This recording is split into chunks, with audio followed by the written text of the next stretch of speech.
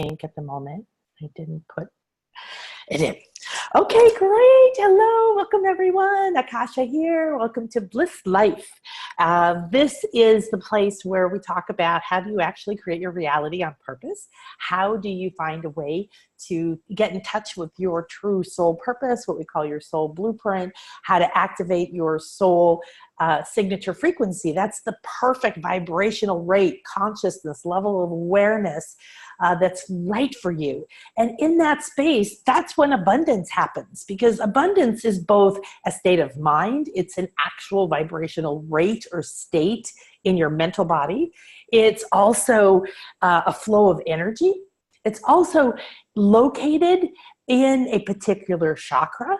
And so there's a lot of ways for us to tune into our abundance. And it's an exciting topic because abundance covers a lot of things. What does it really mean? It means that we're accepting the truth of who we are, which means, oh yes, that's right. I'm this divine being who decided to come down, be a descending God, down into this body, into form. It's such an honor. It's such a kick-ass time to be alive. Everything's falling apart. I get to be a part of recreating the earth.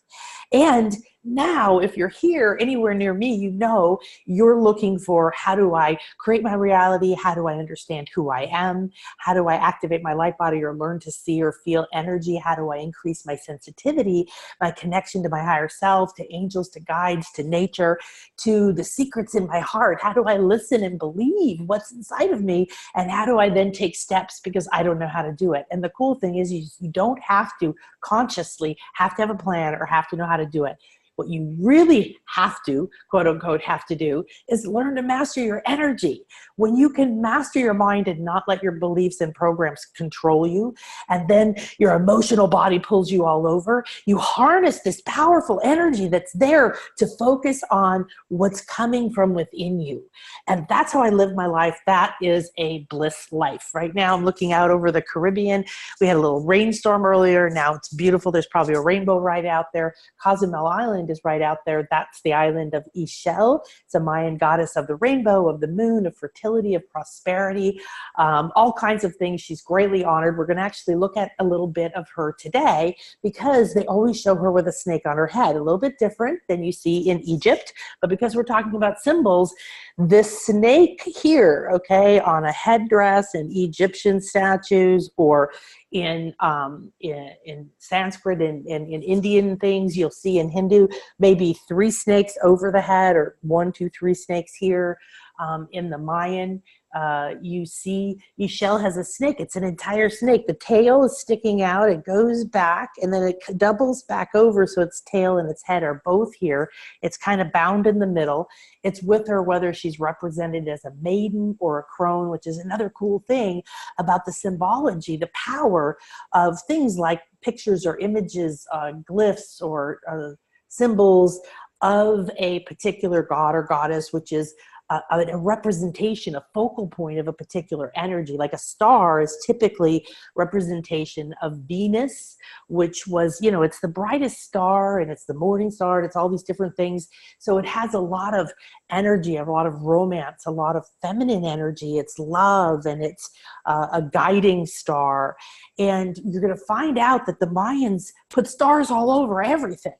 When you see an X, not like a really flat one like that, which is more like 2 overlapping sort of DNA strands, but an X, it actually means a star.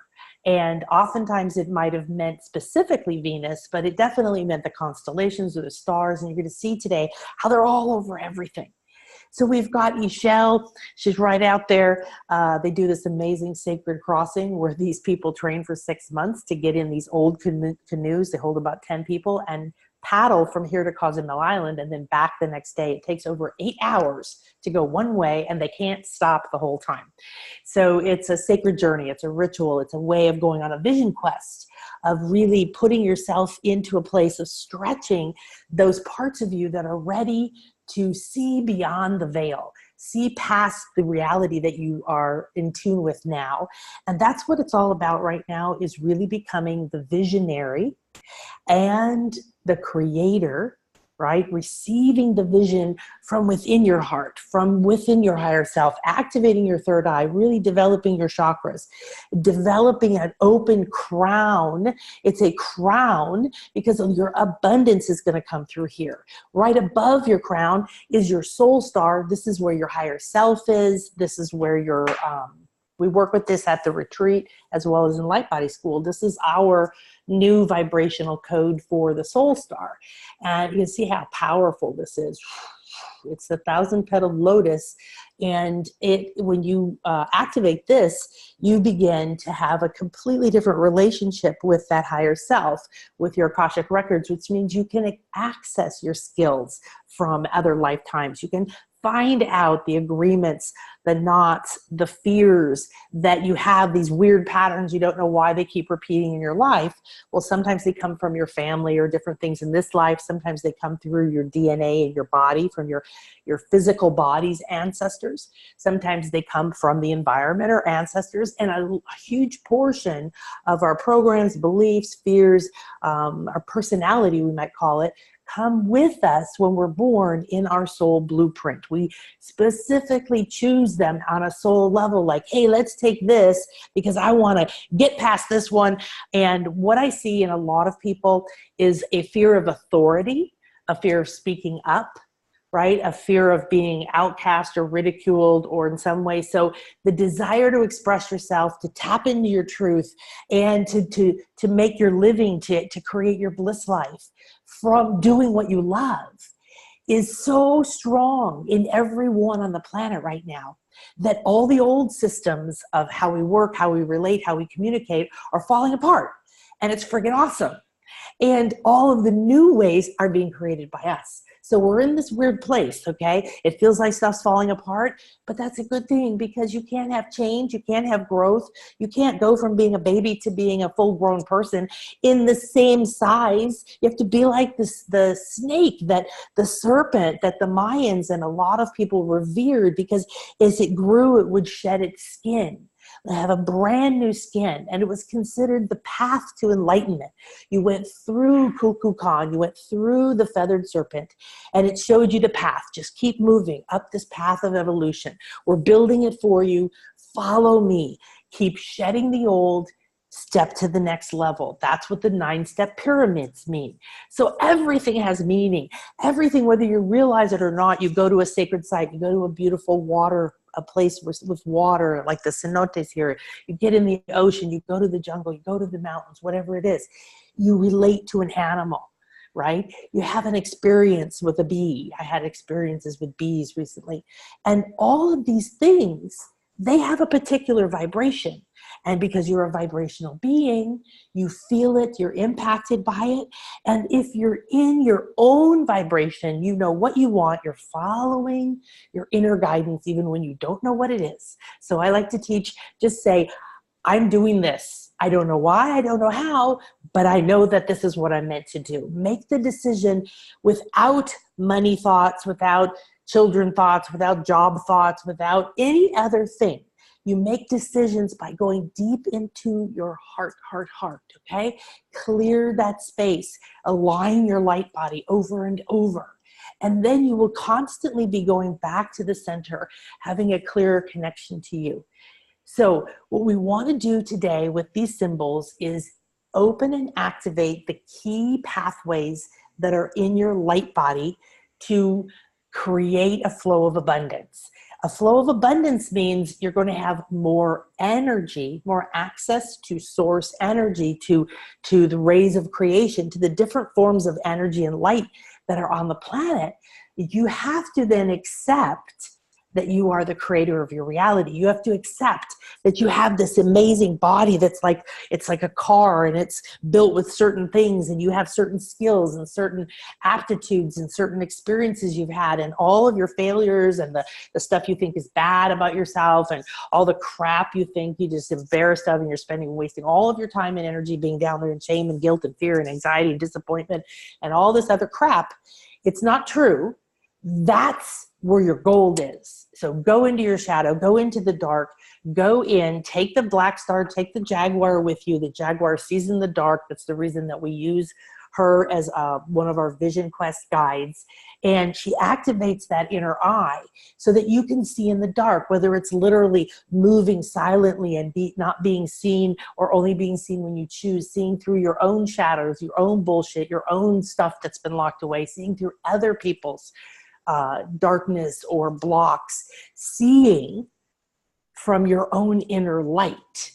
So these symbols of the reason to have like the Sri Yantra around me, or all the different things that I have here, like we work with the star tetrahedron, it's some sacred geometry. We've been working by putting this over our pineal gland, that inner part of your brain that has the pineal and the pituitary and all those different things that make up that Egyptian eye. And then your chakra, which is the energy center around it, all of that area, because this is the connection between the manifest world, everything you want to create in the world. You want to create more physical things, you know, a different house, or you want more experiences, some travel. If you want to have you know, something like take care of yourself, you know, money to actually, you know, go to a massage therapist or whatever it is you need. This is all available to you, but we have programs. We have what I call karmic knots. So as an energy healer in the Light Body School, I teach you to see and feel and understand your light body, activate it, move energy, learn to do different cleanses and all this stuff. Because when you do that and you keep realigning yourself, then when opportunities come along, when you're in a sacred place, when you happen to be with a group of people and you chant, or you do a full moon thing on the beach, or you're around a beautiful place with plants and beauty, or excuse me, you have a beautiful experience, the opportunity for you to tune in to the symbols, to the energy, right, to the life force that is coming through and from everything. Regardless of, you think this stone, you may know, oh, well, it is a crystal, so it's alive, it's still growing. And you can talk to it, and you can clear it, and you can program it. And there's so much power around us all the time. These ones that are carved like hearts, that's a symbol. It has another layer of power behind it, right? So I have a black heart. This is obsidian, and it's for protection. It's for absorbing negative energy. It's for seeing through the shadows. It's for accessing your shadow self. It's very good. My jaguar is made out of that, because I work with the black star jaguar, which specifically is a jaguar that shows the humans how to live, how to remember that you are the constellation, that you're source, that you're divine energy. But they have spots on their back, whether they're black, you know, you just don't see them. That represents the constellations. And then they show us how to live, where to drink, how to be a loving parent, how to not be seen, how to be one with the environment around us, and then see in the dark. Then the rose quartz, of course, is for love, and it's a very high frequency stone. So then it's added the amplitude, another layer of vibrational intention or focus is added when this stone is carved into a heart. Now the symbol of a heart and what that means to most of us, the fact that almost everyone on the planet would see this shape and know it means heart, it means love. Then they're going to add their own personal experience to it. But the fact that that many people look at this and think love or feel love or send little heart emoticons or whatever emojis to each other, every time you use a symbol like that, a peace symbol, or what else do we use in the emojis? Excuse me, a smiley face, right? These are symbols that we recognize, and because we have this vehicle here that is designed to be able to recognize patterns and interpret them, but we get to decide what the interpretation is. So you can take the energy, you can take the vibration, you can take the symbol's essence and meaning, and you can use it, but you can also then start a personal relationship with it. So what I want to invite you to do as we go on our abundance activation today is understand that from the minute that you step onto the call, or perhaps see the email for the call, this experience begins to work with you. I've been working with shamans and learning healing and hypnosis and doctor of homeopathy and all these different healing methodologies and teaching and all kinds of things for years and years and years and years, decades. And what I love to do is combine everything. So when you go on a retreat, it's pretty awesome and intense because we combine the healing work with going to the sacred sites, with doing ceremonies there, with light technology to activate your pineal, with going into sacred waters and pure waters, with certain kinds of foods, with playing with the dolphins because they're a whole other level of vibration, right?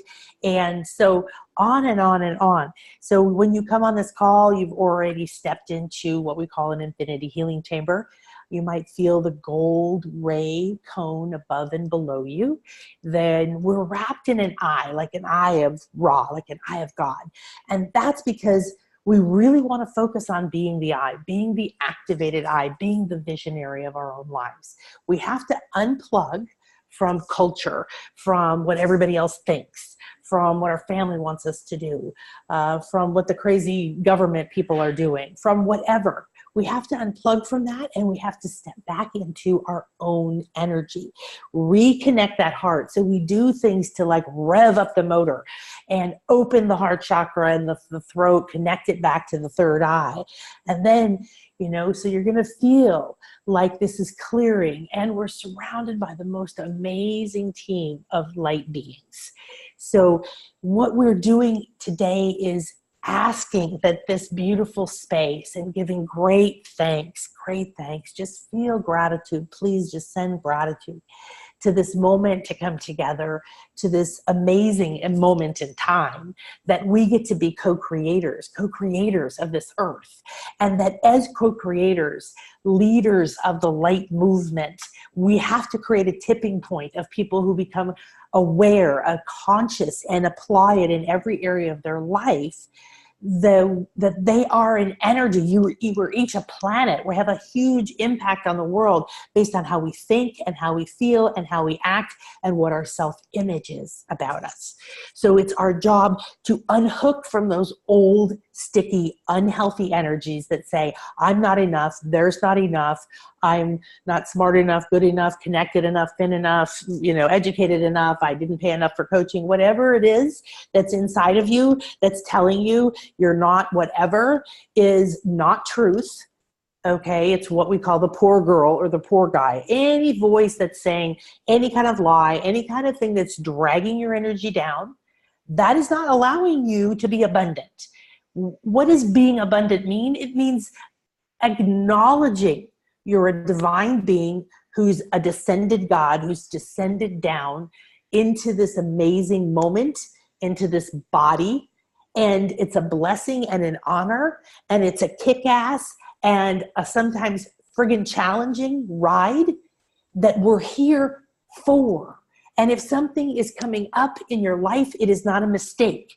Your failures are beautiful opportunities to turn shit into fertilizer. It's rich, rich fertilizer, and it's time to say, oh yeah, that's mine. That's me. I did this and I did that and I've been carrying all this guilt and I did this thing out of fear and it really wasn't very nice and I can see that now and I'm just going to own it all. And even if I don't know what it is, I'm going to own it, because by chopping off parts of ourselves, denying parts of ourselves, locking away parts of ourselves, how on earth do we expect to become whole and enlightened?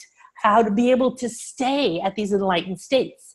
So maybe you're like me and you've been spending years and years and years on your personal path and learning every kind of meditation technique and affirmation and courses and reading and books and everything. I mean, I couldn't suck in enough self-help for decades. And it's beautiful. There's nothing wrong with it. But are you applying it, or are you just adding more baggage onto who you are, what you're carrying around? And it's like confusing because it's like one person said do this and one person said do that, and so on and so forth. There isn't a one right path. There's what's right for you. So the right path is finding you, opening the channels to you, unhooking from unhealthy beliefs and unhealthy patterns and unhealthy relationships. Having the courage to say goodbye to family, to friends, to maybe even very intimate people in our lives if it is not expansive, supportive, and the optimal thing for you at this time. We have to unhook from it being some kind of idea. I have to hold on to this forever. I got this house, or I made this business, or I hired all these employees, or I made this happen, or I did this, and now, oh, I reached there, and now I'm at a goal, and I don't ever have to do anything again. No, that's not the way it works. We're in constant growth and constant change, and if you haven't noticed, every 3 months, everything's different. And we have an equinox retreat every 6 months, and I literally don't even plan anything, because after, it's like I just walked up some kind of etheric stairway and I appear on a whole other level of reality. This is not, I'm sure I'm living in the same apartment or whatever, but I'm not in the same reality. The way I see, the way I feel, the way everything, oh my God. And so there's an integration period. It's sort of like coming back from another planet. And then realizing you see even more powerfully how the places in your life that are not congruent, that are not harmonious, that are not working for you, whether you want to see them or not, you see them even more. They're amplified because this new expanded you can no longer fit in this old life. So look at it, because it's going to come up whether you look at it or not. So I've been divorced now for 12 or 13 years or something. Excuse me. And it took a long time to get divorced. And there was a lot of drama and a lot of pain and a lot of anger and a lot of things.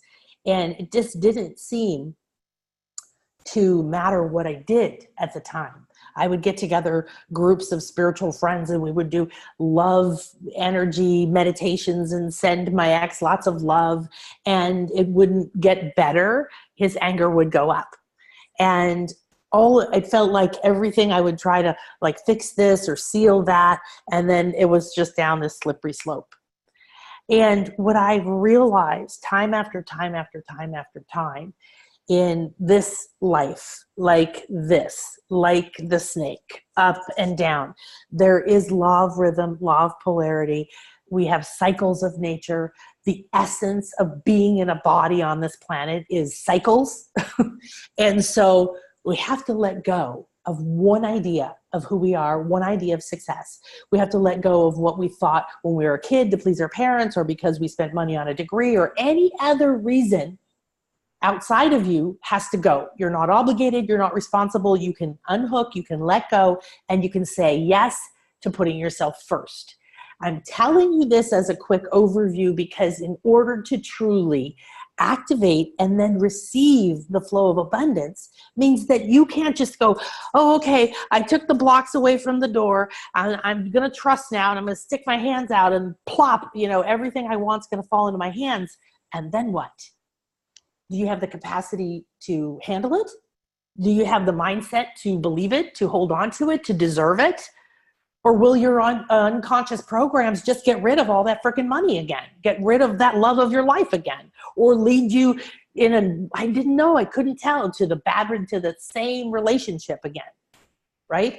You've got to clean the pan.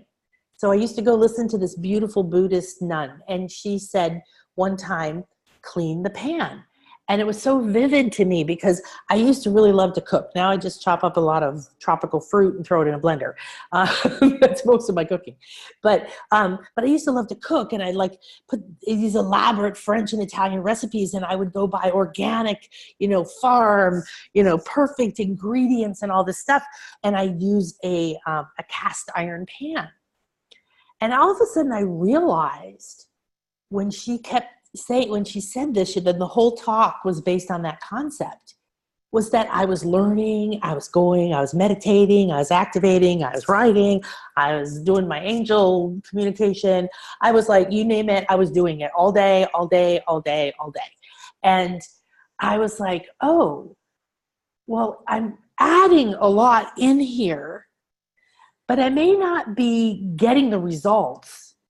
And energetically, this is what I see in a lot of people. It's like a stack of books or something on their head or on their shoulders. And they've taken on all this knowledge and all these systems and all this stuff, but they don't know what to do with it because they haven't let it in. They haven't put it into a place where they can integrate it into your life, right? And so then you realize, oh, if I don't clean this out, meaning find out what your poor girl is up to.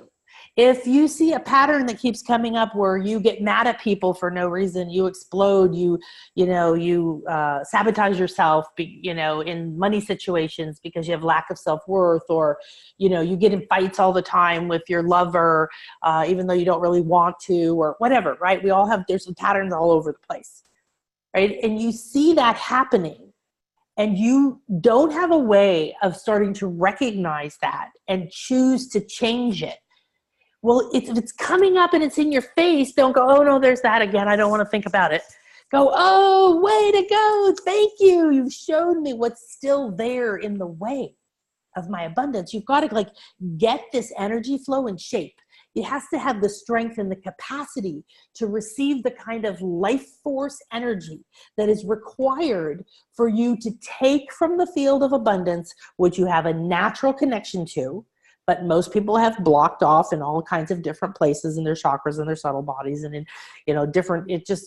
there's so many different layers to your energy body before that life force energy can get to you, and then you can change it into something. That we have to clean that pathway, and then you can go, oh, here it is. And then you stay in your space and you create from your heart, from your soul blueprint.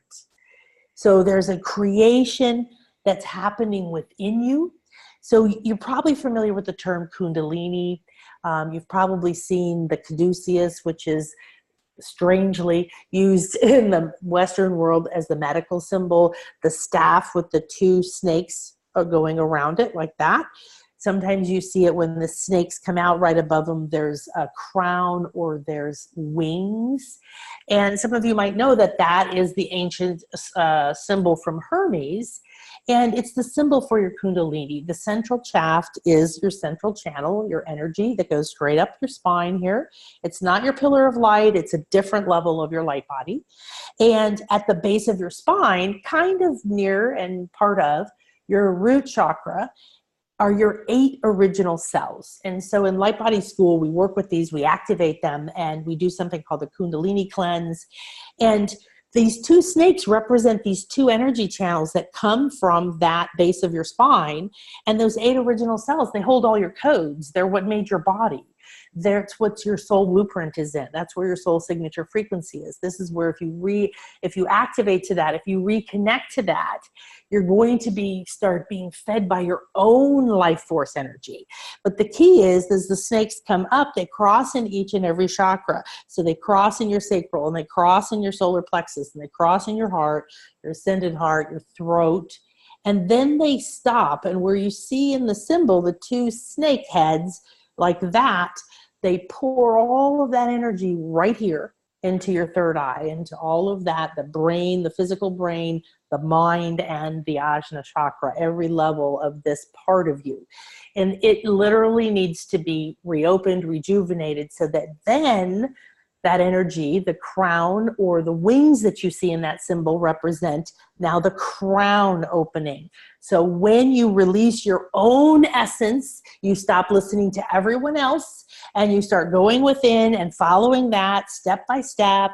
You balance the male and female. So these are male and female energies, and they're blocked and clogged in every chakra in different ways. And so you need to constantly be clearing them. If you do this, with your hands in front of them, the magnetic energy of your hands is going to help the flow a little bit. And then it pours into here, and then when it reaches a certain tipping point, the energy explodes right here out of the crown, and you feel this sense of wings are opening up.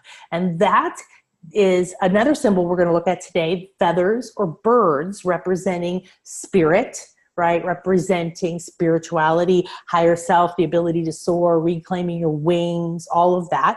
The Mayans loved it. All those big feather headdresses, it's all about that. You had the feathered serpent. Why was the head of the serpent feathered? Because you followed the path of the serpent evolving back up. And then when you emerged, you had grown your wings back again. You had ascended. You'd gone to the next level. And we're constantly in that process, right?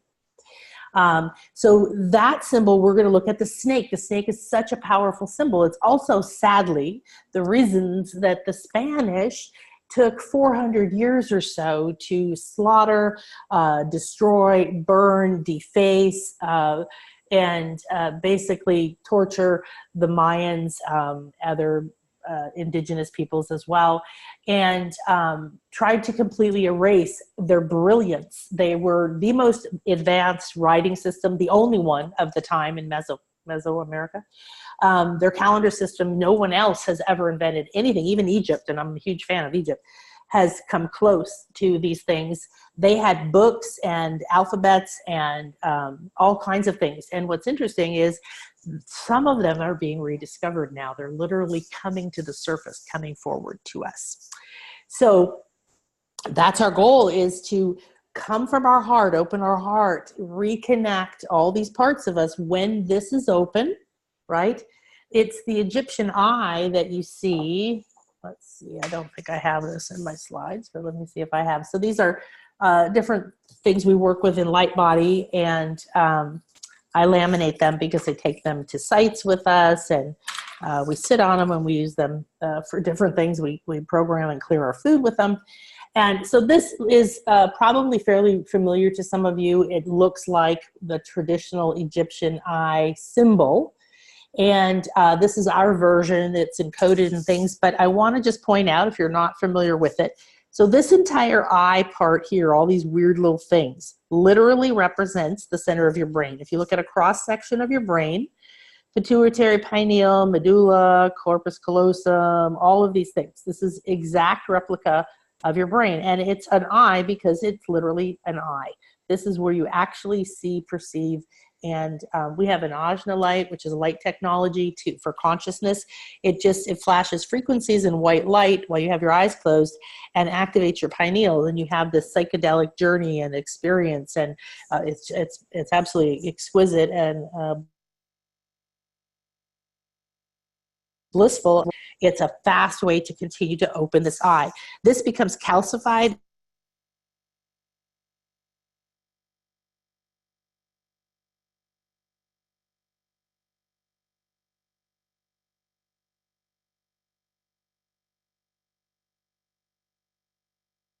and has become atrophied, calcified, get head,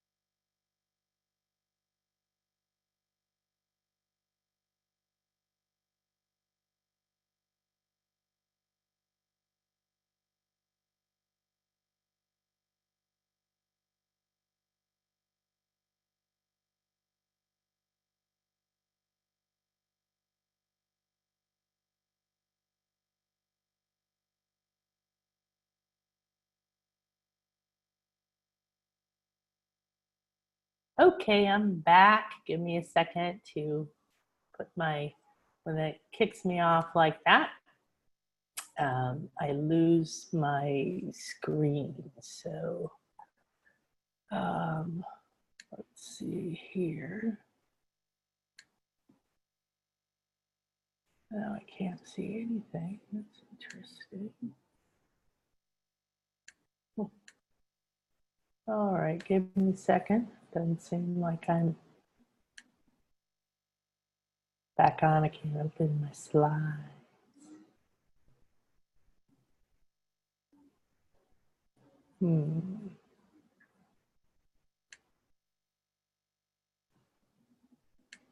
I guess I'm just going to open a new tab. So give me a second here, if you can hear me.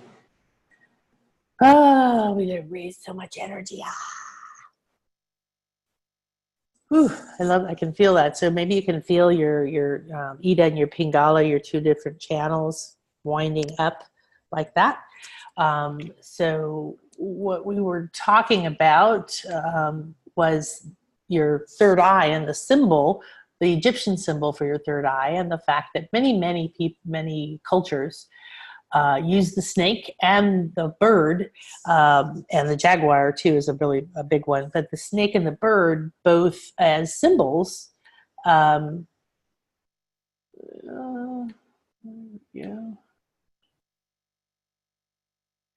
And the symbols were, of course, the snake. We see it in, we were talking about the Western medical symbol called the caduceus, where you see the two snakes twining up the staff.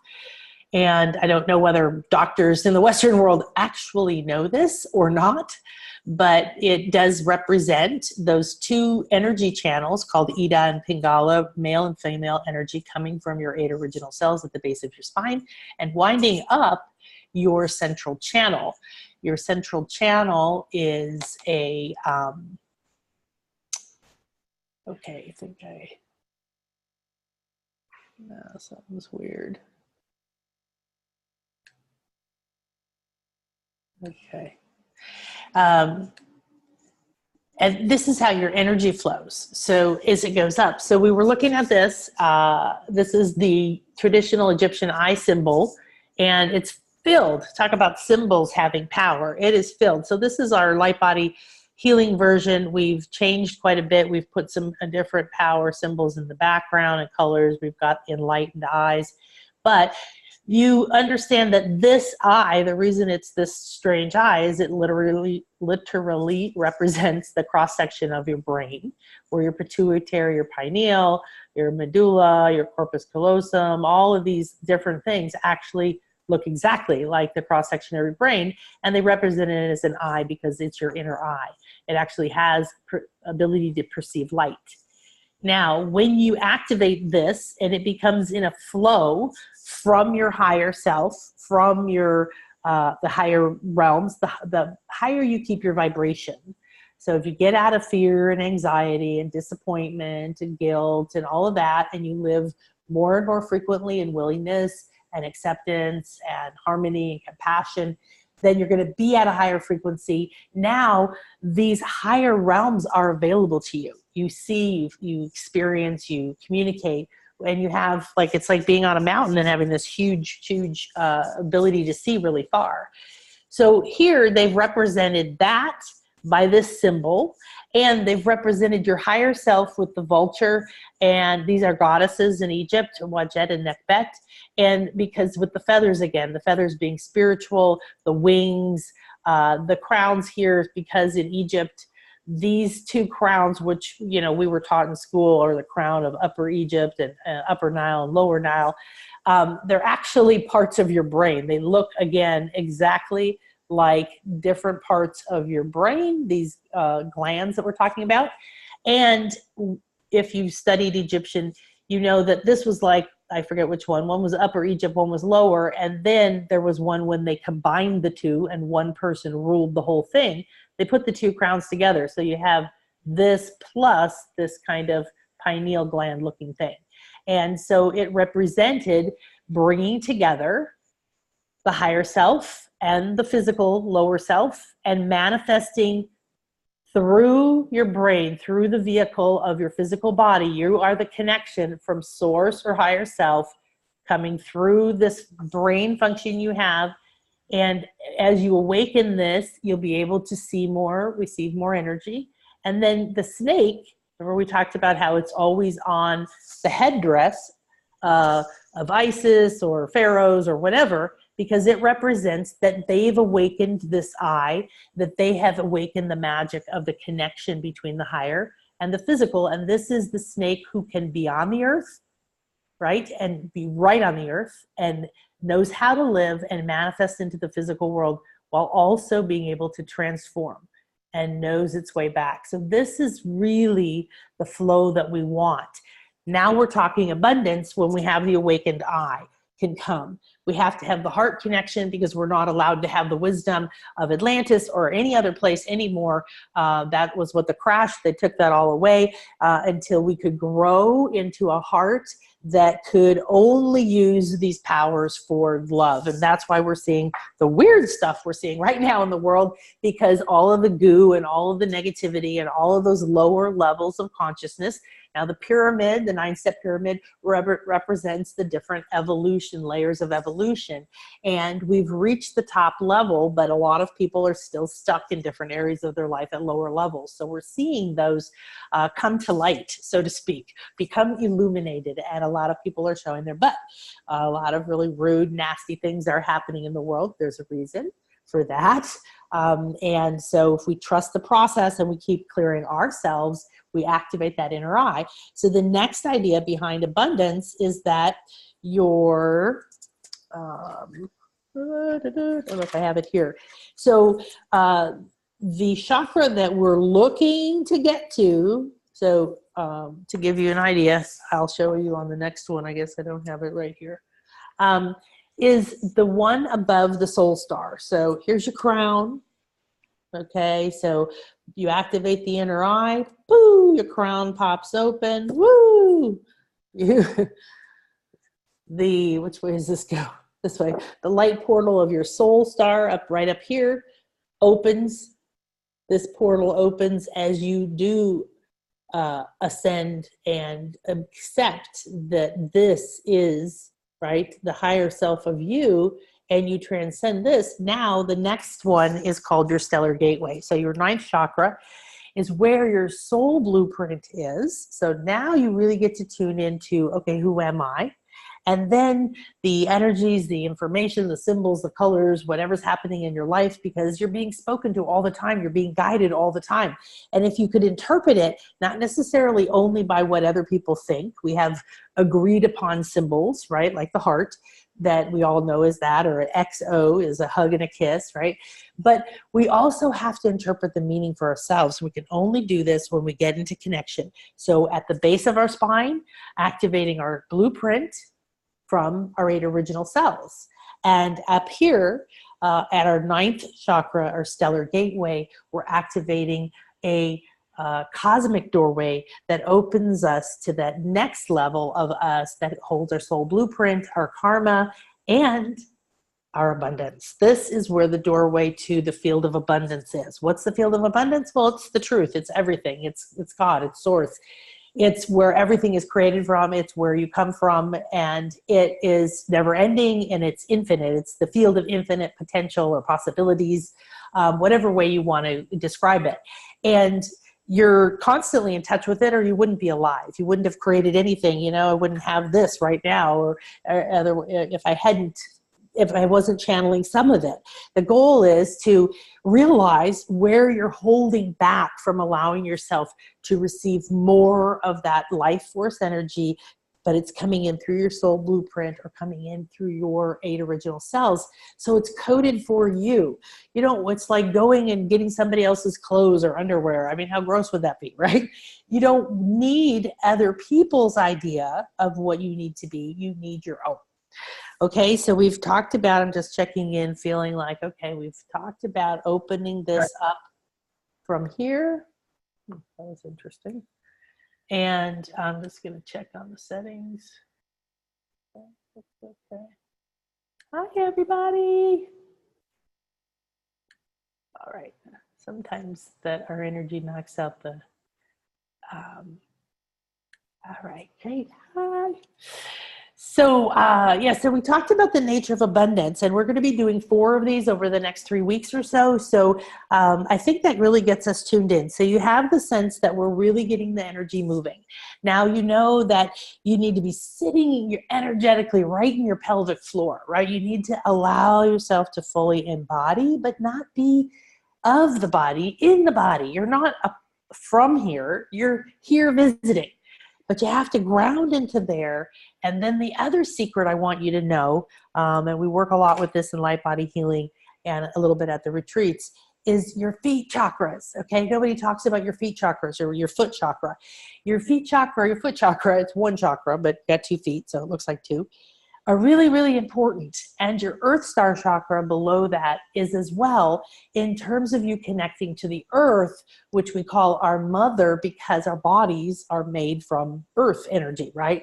And so everything here in physical form is made from some kind of earth energy, but it's made because we're the transformer that brings the divine energy, the ideas, the passions down.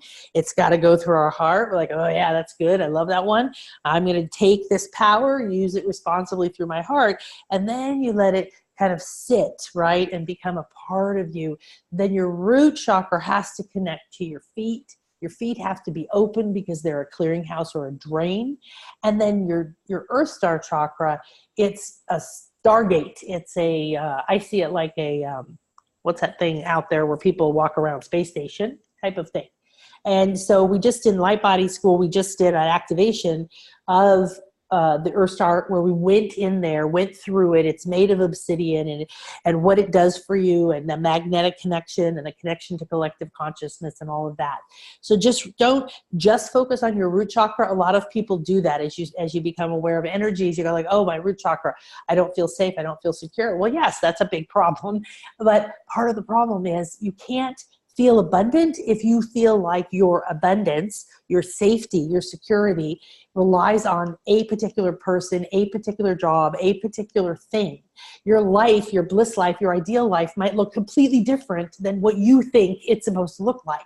So the goal here to become a truly abundant being is to tap into the power in the symbols, in the knowledge, in nature, in everything around us, supporting us, because those are the things that don't go, you should do this, and why are you doing that, and who do you think you are, and all that other fun stuff that we have people or patterns or voices in our head that say that.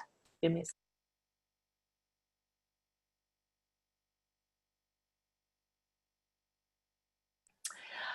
Okay, so you get the idea. The other thing, flow. To have abundance, you have to have flow, and you have to let go of your idea of what you think is best for you. So please, when you think, I want to go on this Bliss Life retreat in March, I don't know how. I don't know who will watch my kids, or how I'll travel alone, or how I'll make the money, or I don't know. I'm thinking about all the things that people have thought who made it here, right? And you tune into that.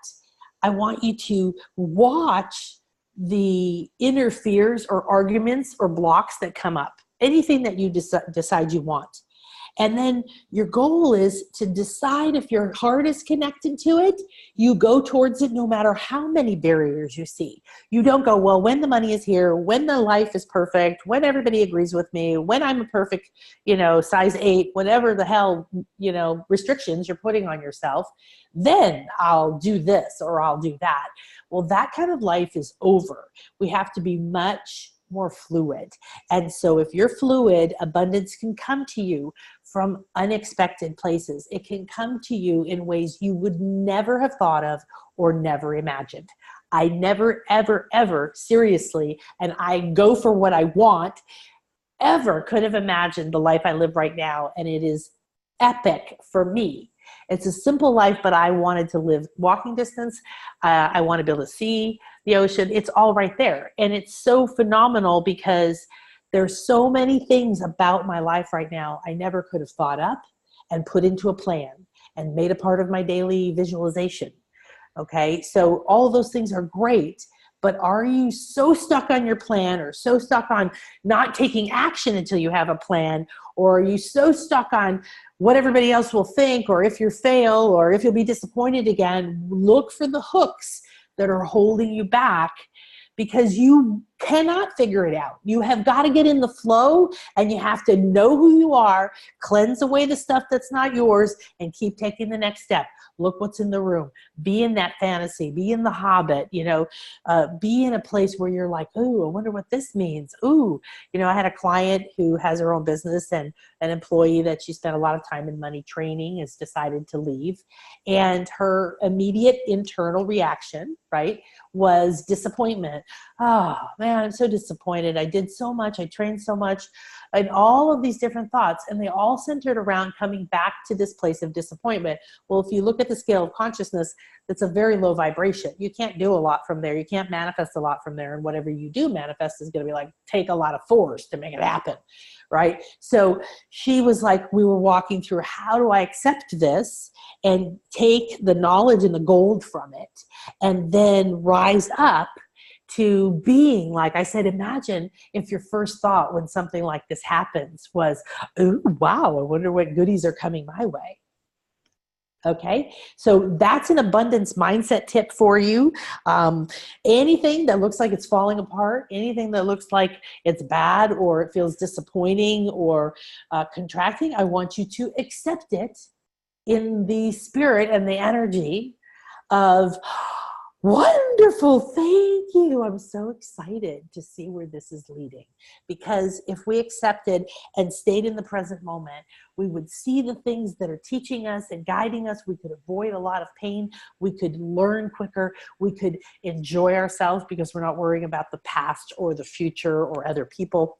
And all of that is abundance. The other thing I want to invite you to do as we go on this journey is to define abundance for yourself. Please make it not only about money. There's nothing wrong with wanting money. We live in a world that needs money, so it's perfectly fine.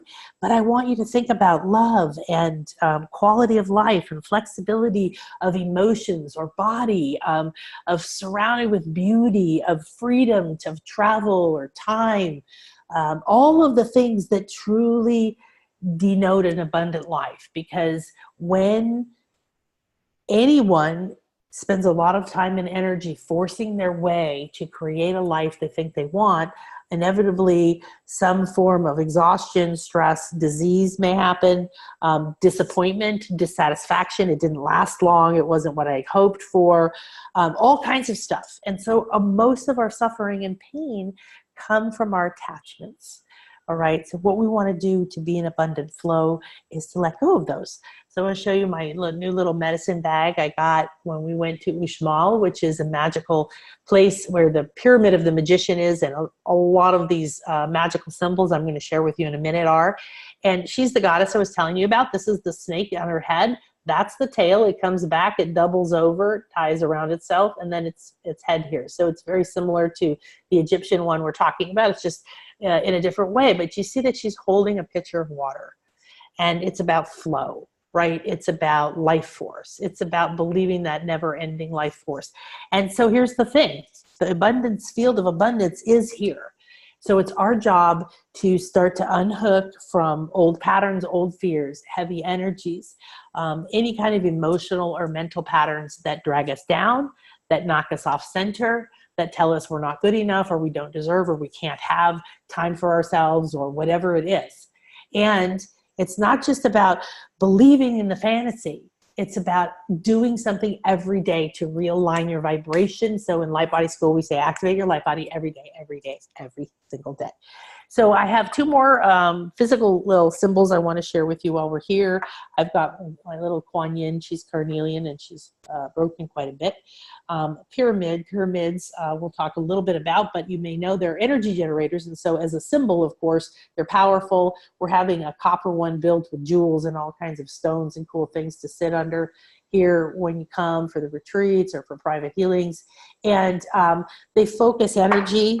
And then you can have ones like this that are filled with different kinds of stones and spirals and all the different things that combine together. So the vibrations, this is a jaguar. Jaguar is a big deal here. This is actually a jaguar whistle. I'm not sure what they call it. And this feather came from the turtle house, which I'm going to show you. Turtles being a big symbol. And at this particular one, they carved turtles in every kind of age, even our prehistoric ones. And this is a corn maiden goddess that was gifted to me during their jaguar ceremony by the Aztec shaman.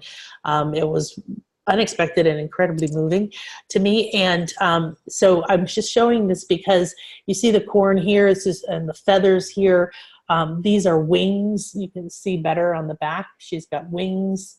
Okay, so feathers here, feathers here. The circles often being the moon,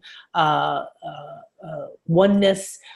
She's got some different symbols here. But again, all of these things, they have very deep meaning, not just because of the meaning you might give it or because of the person who maybe gave it to you.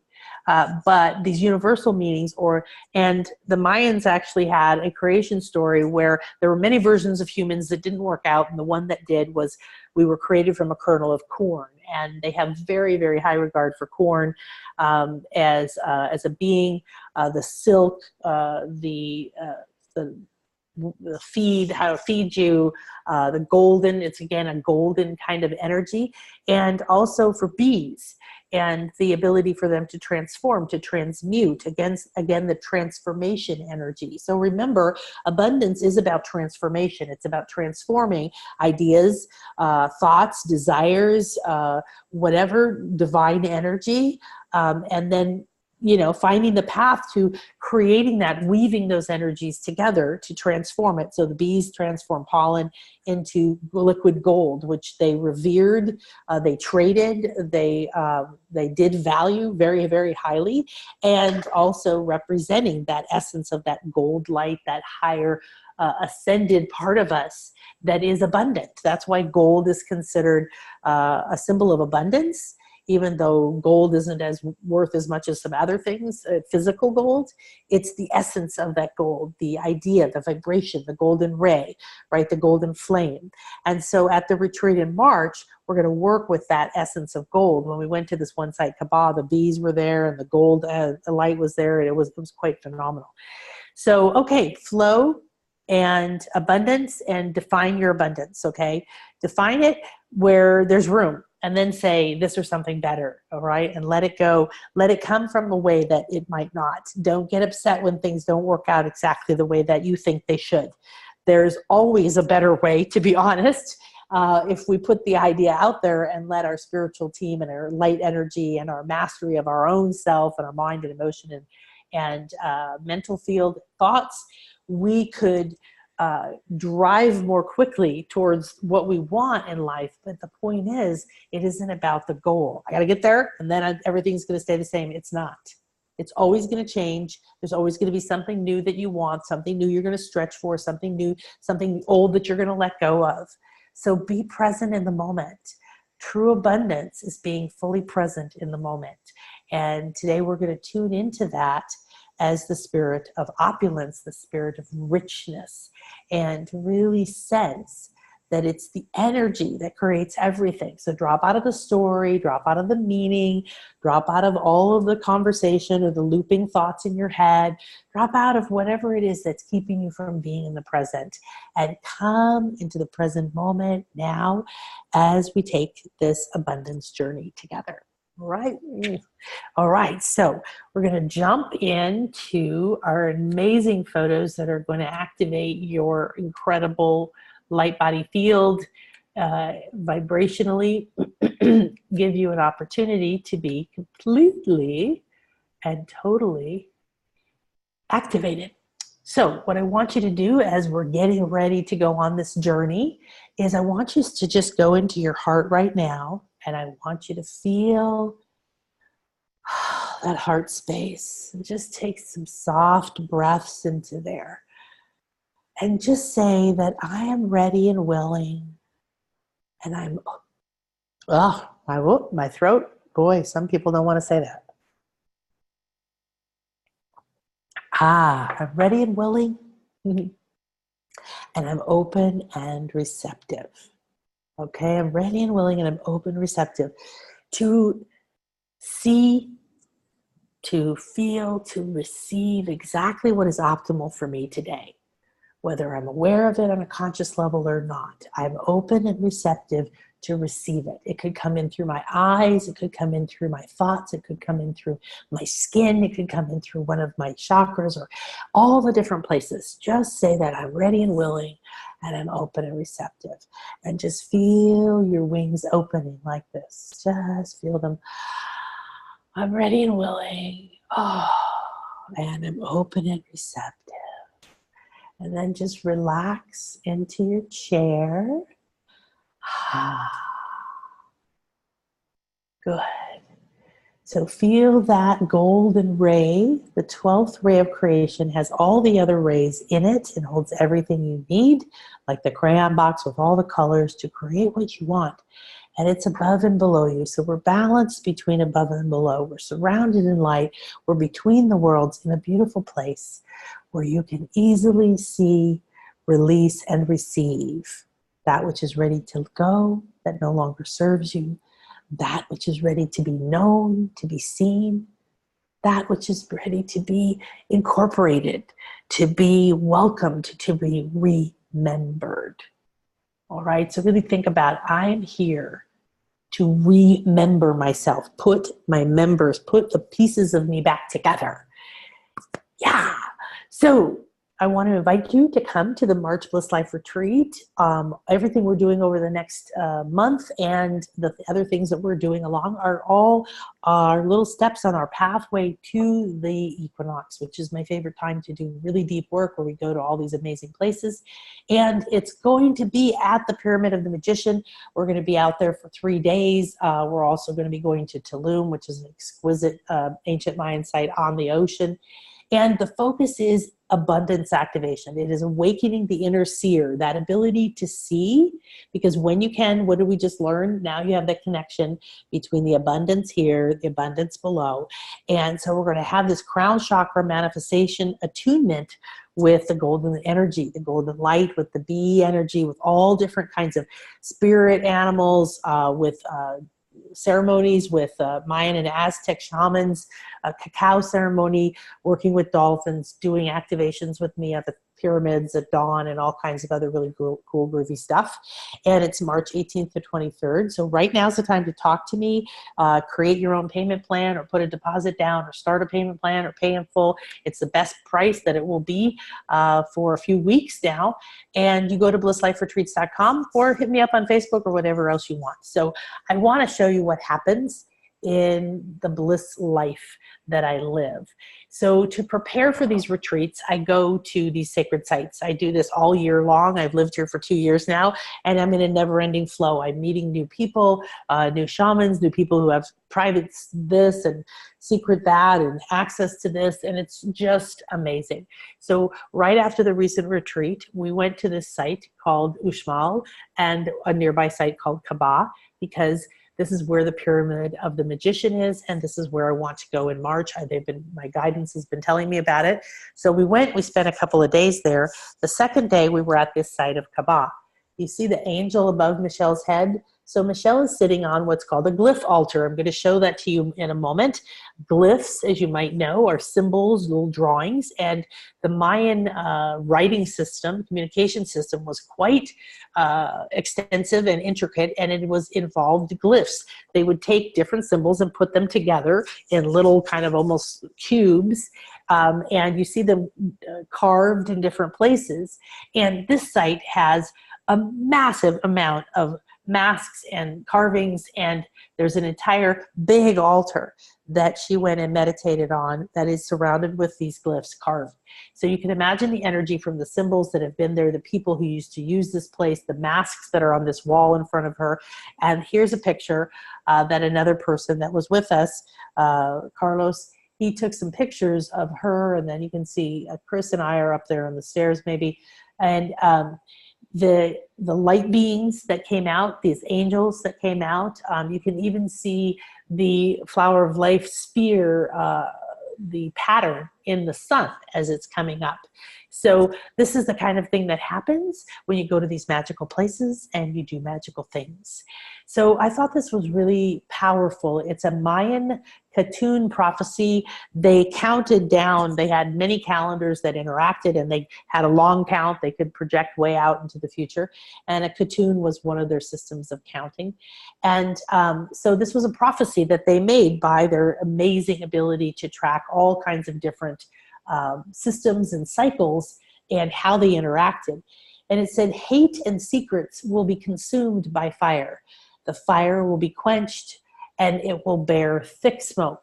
The smoke will cleanse the old vision, and dawn will pour out a new vision. The following dawn will awaken the flower of life.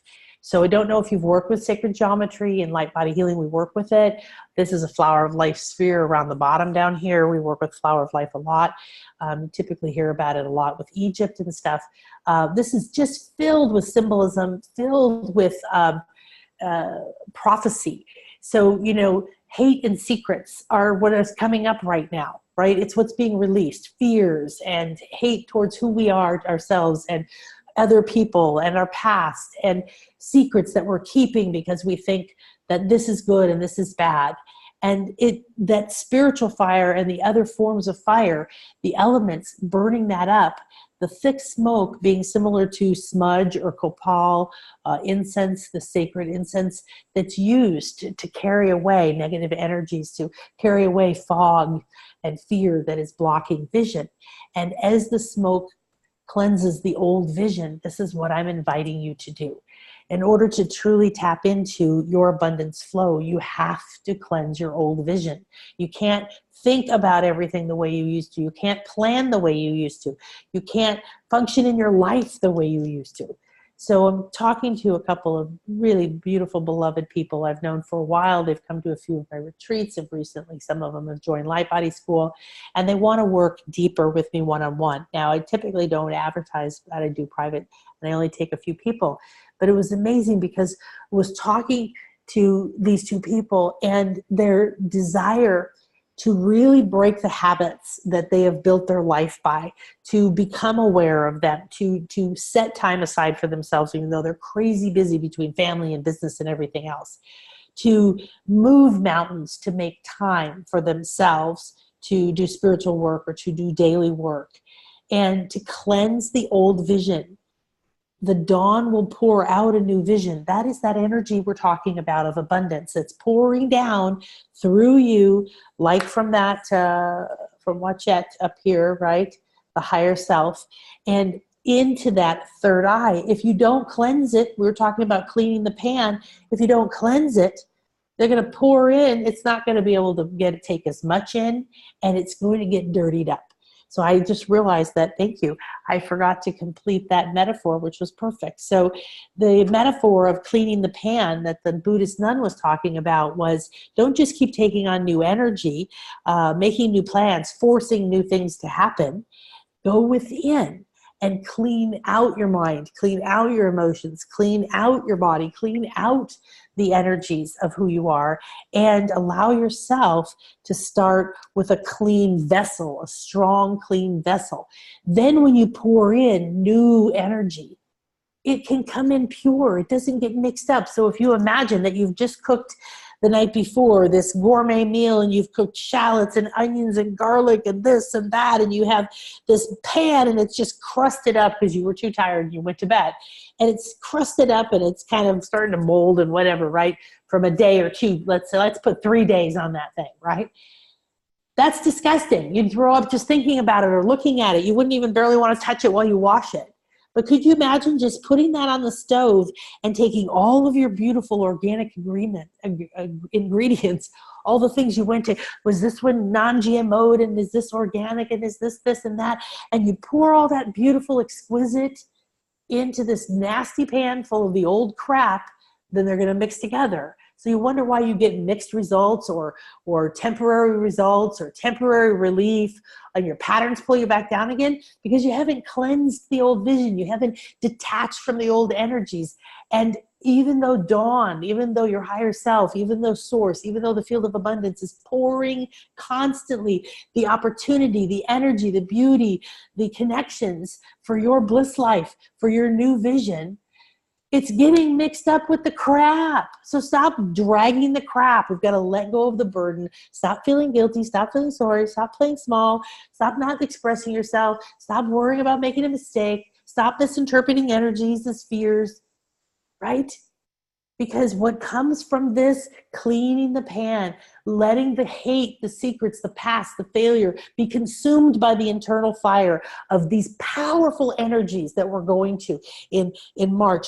Go into these places, get purified, get your heart open, have the ceremonies and the smoke and the copal cleanse you, and then come out a new person, number one thing by most of the retreats, but by everybody from this last retreat, is I'm a new person. I'm in a new world. It's still going on. It's very deep.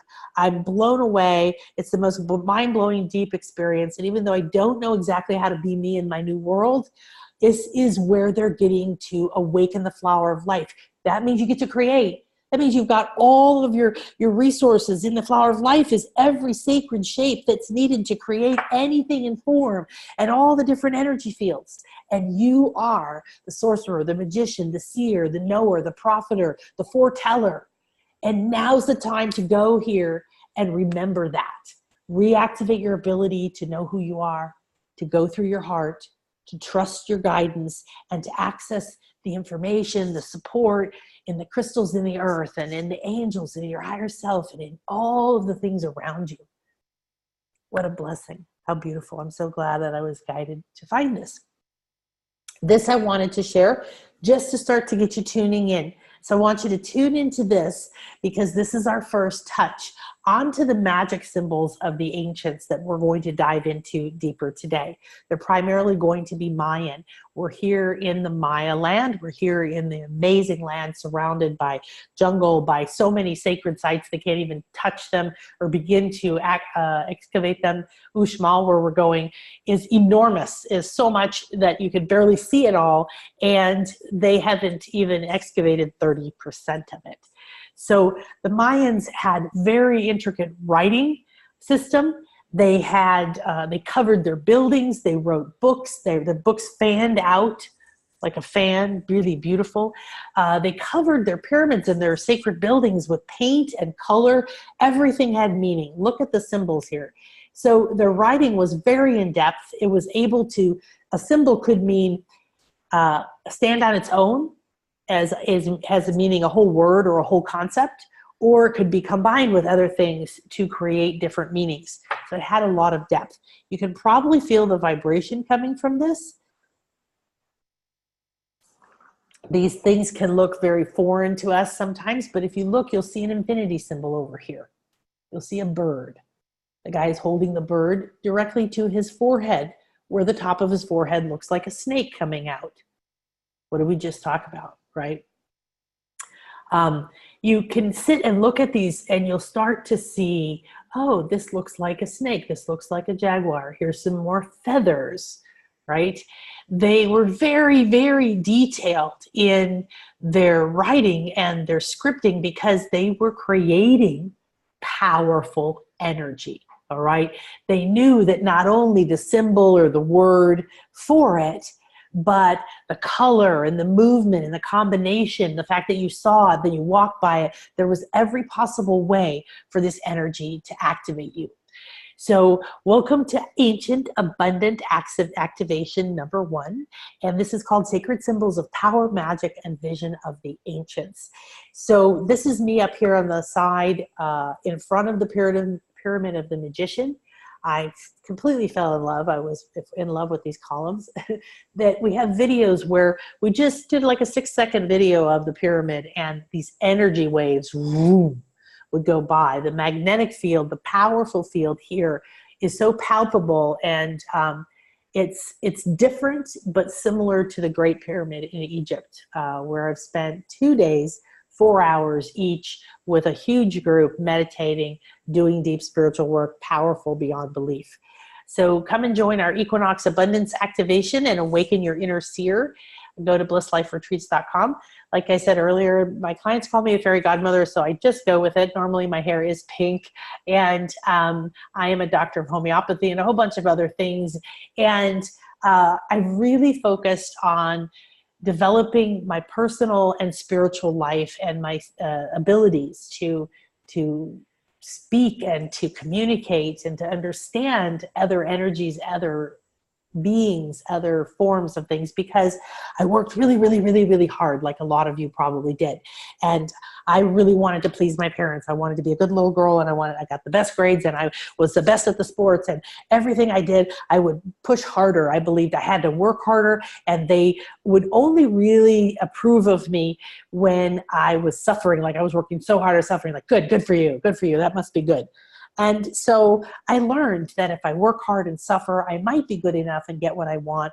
But I wasn't a part of the abundance club.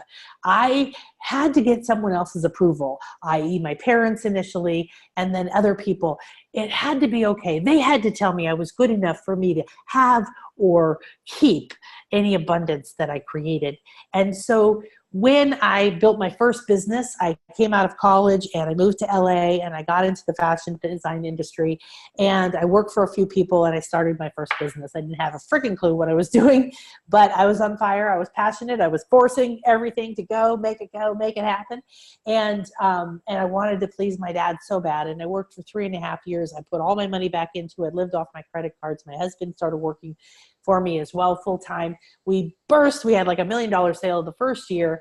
And then the end of the 80s, was it? The end of the 80s happened, and all the department stores went bankrupt and bought each other and didn't pay, and small stores didn't pay, and everybody crashed, and I was standing there with hundreds of thousands of dollars due to me. I had no idea people didn't pay their bills. I had a complete deconstruction and crash of my life, my belief system of believing anything. And so I had to rebuild. I got the opportunity of a breakdown that I didn't think it was an opportunity at the time. But no matter what has happened in your life, it is an opportunity. And the opportunity is inside of that problem or that challenge is a place where you're going to open a door that you thought there was a wall, that you're going to find your bliss life. You're going to follow that bliss, and you're going to say, oh my gosh, I had no idea. I had no idea. I had no idea. This is awesome. Right?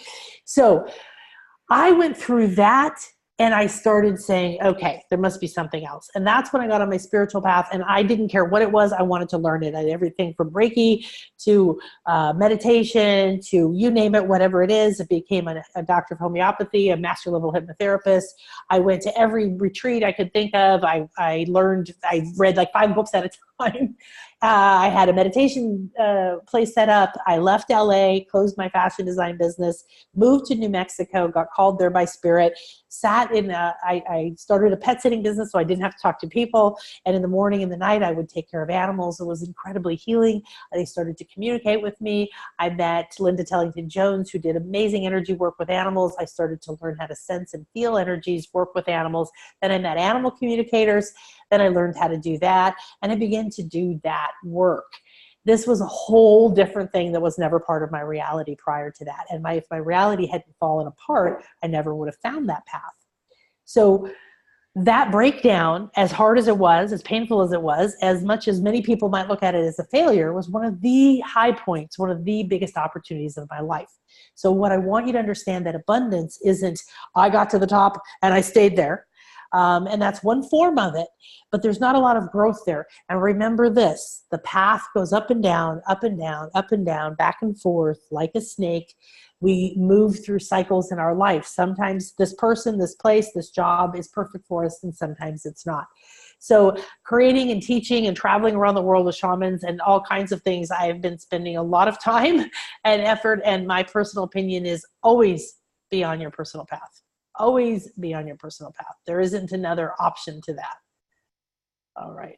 My slides aren't cooperating. Let me make sure I'm still here. Looks like I'm still here. Let's see. Sensory nerdies. Okay. Let's go back. Let's see what we got. So this has been doing this lately. You know, when you raise energy, you just have to be patient with technology sometimes.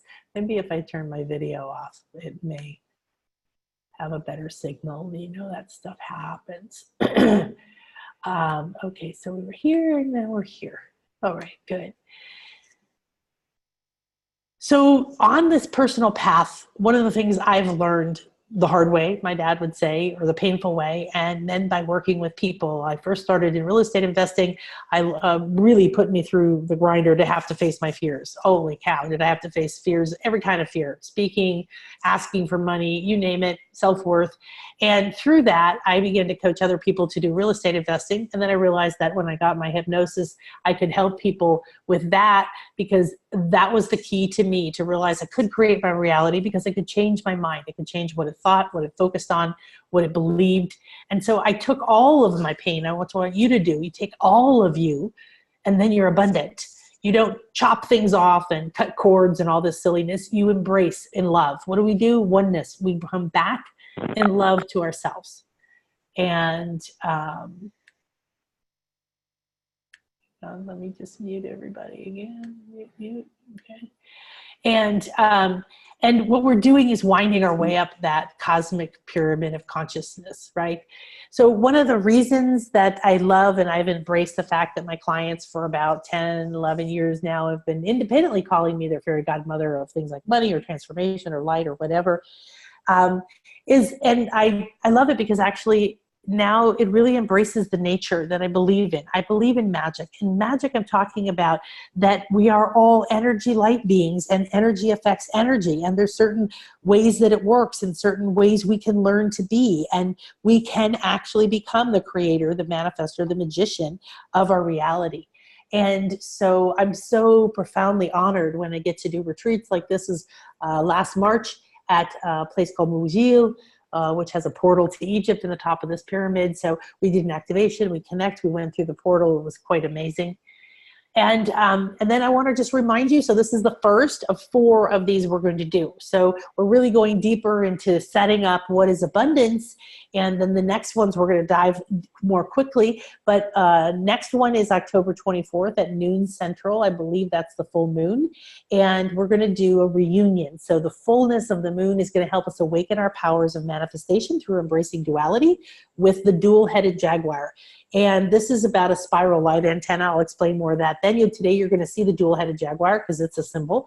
Then we're on the 30th, so right before Samhain, Halloween, Day of the Dead, or right around that time. That's a really powerful energy time.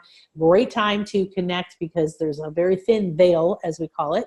We're going to do an abundance activation called the Golden Crown of Flames, awakening the sacred frequency of gold with the Royal Lady Bee.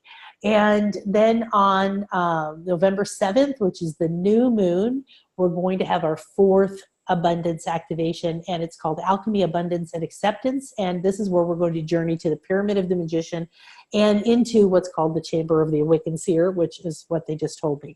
So that's what we're going to do together over the next several weeks. I hope you will join me. Right behind me there is the Pyramid of the Magician. You can see a lot of it is raw. It's been built over 3 to 5 times. It was originally a 9-step pyramid, the way that most of the truly powerful ones are. But you can see up at the top, lots of stars, lots of symbols, lots of things still over to the side where you see this person. To the right part of your screen was where I'm going to show you where tons and tons of spirals or DNA things or Celtic from every kind of civilization. They all have them all here. It's quite amazing. And I just couldn't get enough of the energy. I want to go back very, very, very soon. And I want to give you an idea. So what happens at a retreat? It's not tourism, okay? You get to go awesome places. And yes, when you're there, you'll have time to go around and be a tourist, take pictures or whatever you want.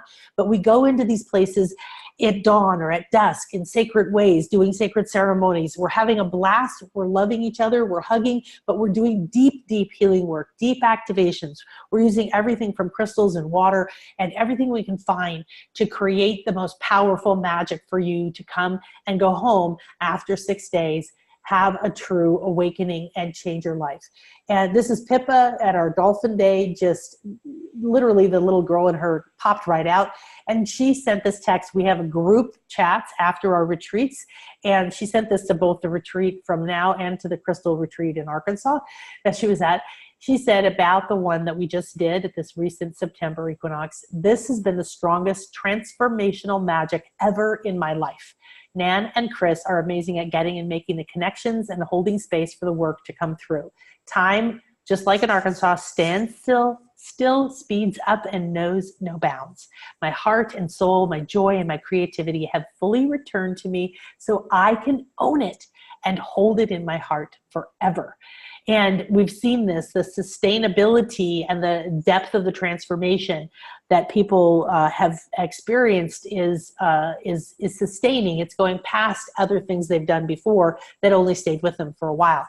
I'm completely changed, and the experiences of this profound trip will never leave. I know now, without a shadow of a doubt, I can tap in and return to it all whenever I need. And it all began with the crystal cleanse. That was Arkansas. We're going to go back in June. So this is the kind of thing that happens. We have a ton of fun. This is an amazing woman who came. She's from Sri Lanka. She came all the way from Australia to Mexico. And when I say break free and be transformed, I'm not kidding you. She called me beforehand, told me I have a fear of heights, I have a fear of water, everything we were doing, you name it. She came, she went through every one of them as the most gracious being you've ever seen. Everyone got to support each other, be inspired by each other. And this was on the last day at the last site after a dawn activation at the tallest pyramid. We all came through symbolically this tunnel as our final rebirth. And this was her just on fire, and she's going to be coming back all the way over to us in March. She said, it's great. I had the most mind-blowing this lifetime experience at our retreat. I was exceptionally supported, held with a lot of love by all of you, and guided every step of my way. I am ever so grateful for the out of this world magical experience. I'm truly honored to be a part of it. Chris, thank you very much for being a soft and bright beacon of light for all of us. And that's my partner. And he is here doing all kinds of amazing stuff to help us have a truly beautiful retreat and to go smoothly. And he's a powerful and beautiful light being in his own power. And this lovely lady we've evolved her name from Delucia to Evolucia, as you can see. So I want to tell you that when you're going to come, you're going to experience a transformation of spirit, mind, and body, and for yourself to live your blessed life. The experience is the key. So you know it's time. Whatever you do, please do me a favor. Follow us all the way to the equinox. And if you aren't meant to be here, find some place to go that's truly magical for you, because the energies are aligned for this, for you to discover ancient powers that you forgot. So we're looking today at symbols. So symbols of creation, power, and magic. I'm going to share some symbols. I'm not going to explain all of them. I don't know all of them, but I have the honor of going here to these sites to talk to the land, to tune in, to ask spirit, to prepare, to be protected, to make it ready for all of us, and to go with an Aztec shaman, a Mayan man, another lady who's part Mexican, part Mayan, and they're all geeks like I am we spent 5-6 hours just looking at every symbol, every building. We couldn't even get to all of them, deciphering them, talking to a man who's been there for 24 years, and really beginning to put things together, everything from counting the sacred geometry, the numbers of the steps. It was phenomenal. And when you go, you don't have to geek out like that. We are doing that work for you. We're gathering the energies. We're activating within you the opportunity to have these symbols come to you and through you without any effort. So this is an example of a glyph. And I don't know for sure, but oftentimes these kind of spirals that go up and out or up and around in represent water or sometimes fire. And there's a lot of spirals that they use in these Mayan sites, which was to me kind of mind-blowing. I really didn't have any idea of that. Here's another glyph I believe this is at Kaaba, where we're going to be going. And each of these things mean something. You can look up Mayan glyphs. I'm going to share a little bit with you today. But the power is right now in just receiving it, just letting it come in. Perhaps it's triggering a memory for you. Again, I don't know for sure, but having studied these a little bit, this could be a sun, right, with rays, those little loops coming, and then, or maybe a cloud, and then these are water pouring down, right, out. I don't know, but this is the kind of thing I want you to start to think. Don't go, I don't know what it means and I don't have a book, because I'll tell you what, they've only just very recently in the last, I don't know, 30 years or 20 years or something, deciphered some of the glyphs to be able to interpret the Mayan carvings. And a lot of the ones that they've interpreted in Egypt and other places aren't correct. And so if you come or you look at this and you get triggered a memory and you understand something, that may be a more true example of what it means or what it means for you, and it's doing its power. This is actually one part of a chalk mask, and I'm going to show you a bunch of chalk. Chalk is a rain god, and there's all kinds of reasons why they revered and covered buildings in chalk masks is because of the power of water as an element, right? Remember, water can transform and transmute, so they see it as an incredibly powerful element that shows us that we can be water, we can be heat up, we can raise our vibration and become steam, and we can become a cloud, and we can become rain, we can become ocean water, we become pure water. And what does water do? It's where you're birthed from. It gives you life, it purifies you, it cleanses you, it revives you, and it's a part of everything else. You can't have lava or new earth without water mixing with dirt, right? Mixing with fire and going through water. So all of the elements work together. This is one part of the chalk mask. And what I thought was fascinating about it was there's multiple parts and pieces that when you step back make a whole face, and yet when you go up individually like this, or even have their own meaning. So this is could look like a mouth. You see the teeth above and below. What's coming out? Well, they like to depict in their symbology man coming out of the mouth of a jaguar, coming out of the mouth of a serpent. And that represents, like I told you, ascension. They are being your guide on the path back up to ascended state, to remembering the truth of who you are, to abundance. And then you emerge from them with your wings or your feathers or your vision, right? So this could have been that. Also, you see all of these circles. They have circles representing planets, representing discs, representing so many things. And you have, again, down here at the bottom, something that could be rain. This is at the top of a different pyramid at the site of Uxmal. This is called the Great Pyramid, and it's not very excavated. You can only see like two sides of it. And it was the Great Pyramid. From it, you can look back at the Pyramid of the Magician. And this is an altar that was inside. And what was interesting about this is it, again, is some symbols. It's a chalk mask. We found places where they had these holes where things were obviously put in. We discovered that they used obsidian and other stones to adorn these. So where you see holes and things, there could be other paint and other things in them. But the interesting thing about this was it was carved out of a volcanic stone from way over north of Mexico City. It's not from stone that was around here. And they moved that all the way over here to create this central altar. This is at the top of the Great Pyramid as well. You can see the bird that's facing up. So you can see the bird's eye and its beak up here, and then the feathers fanning out its tail. And then down below, you see the mirror image. And here you're getting the sense that this is magic, that this is an understanding of the elements. This is understanding that there's an above and below, that there's a yin and a yang, that there's a spirit and a physical, that you have to have duality to have creation, to have abundance. And then you see in between, you see what our X is. Now, these aren't star X's. This is actually two things. It's showing you the connection or the division, the energy that flows where the two flow together, like a DNA strand. You see these in Egypt too. It also looks like a snake and it curves around. So it's also representing those two flows of energy or Kundalini, or the path of transcendence of the snake.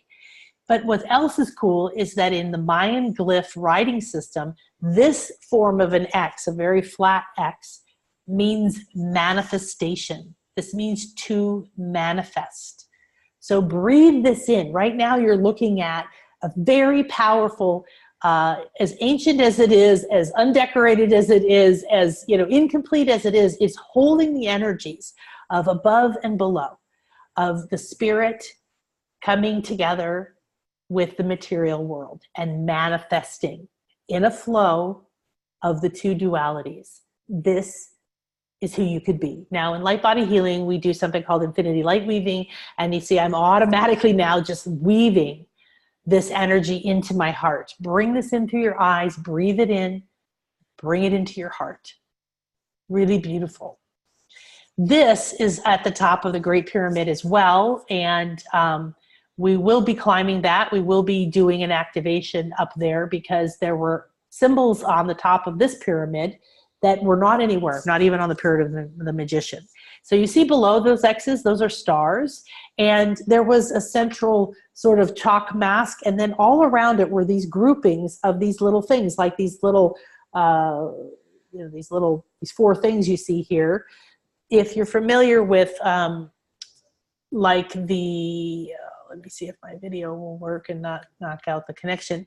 So the Sri Yantra behind me, these kind of Sanskrit symbols, you usually see these little squares around it that have like 4 doors like that. It's showing it contained in space or something. So you see these like a pyramid above and below containing. And we see these all around on the top of this pyramid inscribed, and they each contain something different inside of them.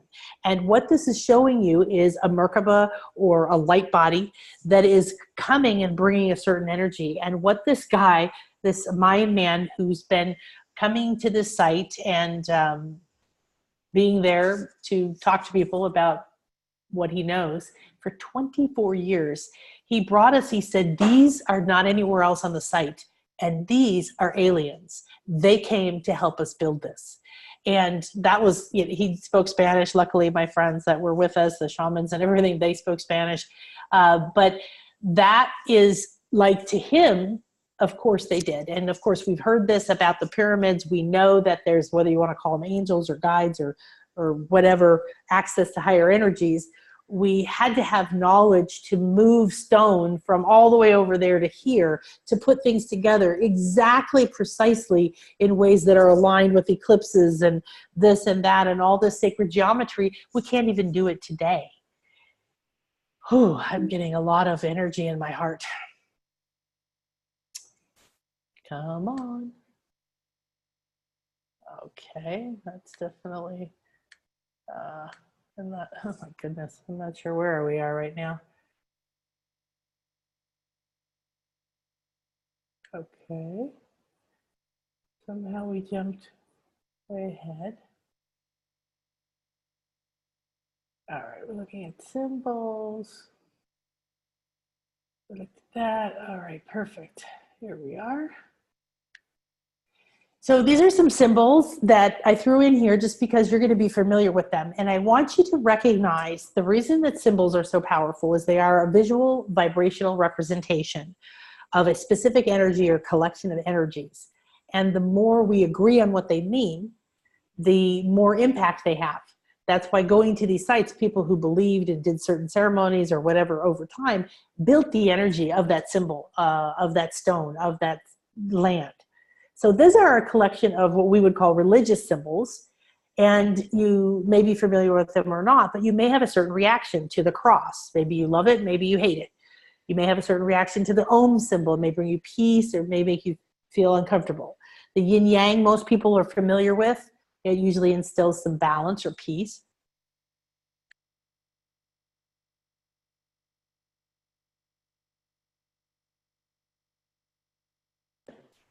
Excuse me, the star tetrahedron in the center of the top, when we see it like this, we relate it to Judaism. And when we look at it in sacred geometry, it's called a, it's called the star tetrahedron.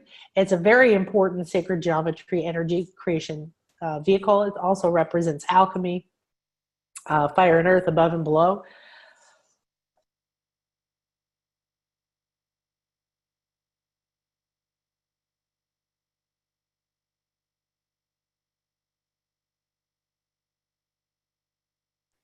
Ooh, excuse me.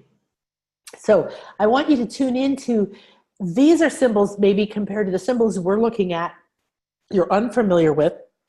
These symbols you're familiar with.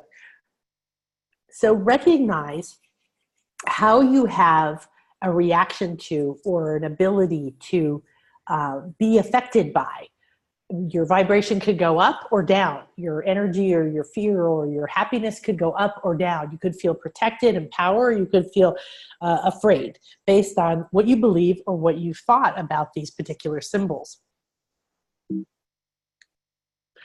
The main logograms that the Mayan civilization used to express words and ideas were these glyphs and this writing system that they then combined with other central drawings, symbols of people, you know, like you saw, like Ishel had the snake on her head and they're holding this and this is here and this is coming off and their eyeballs are really long or whatever it is.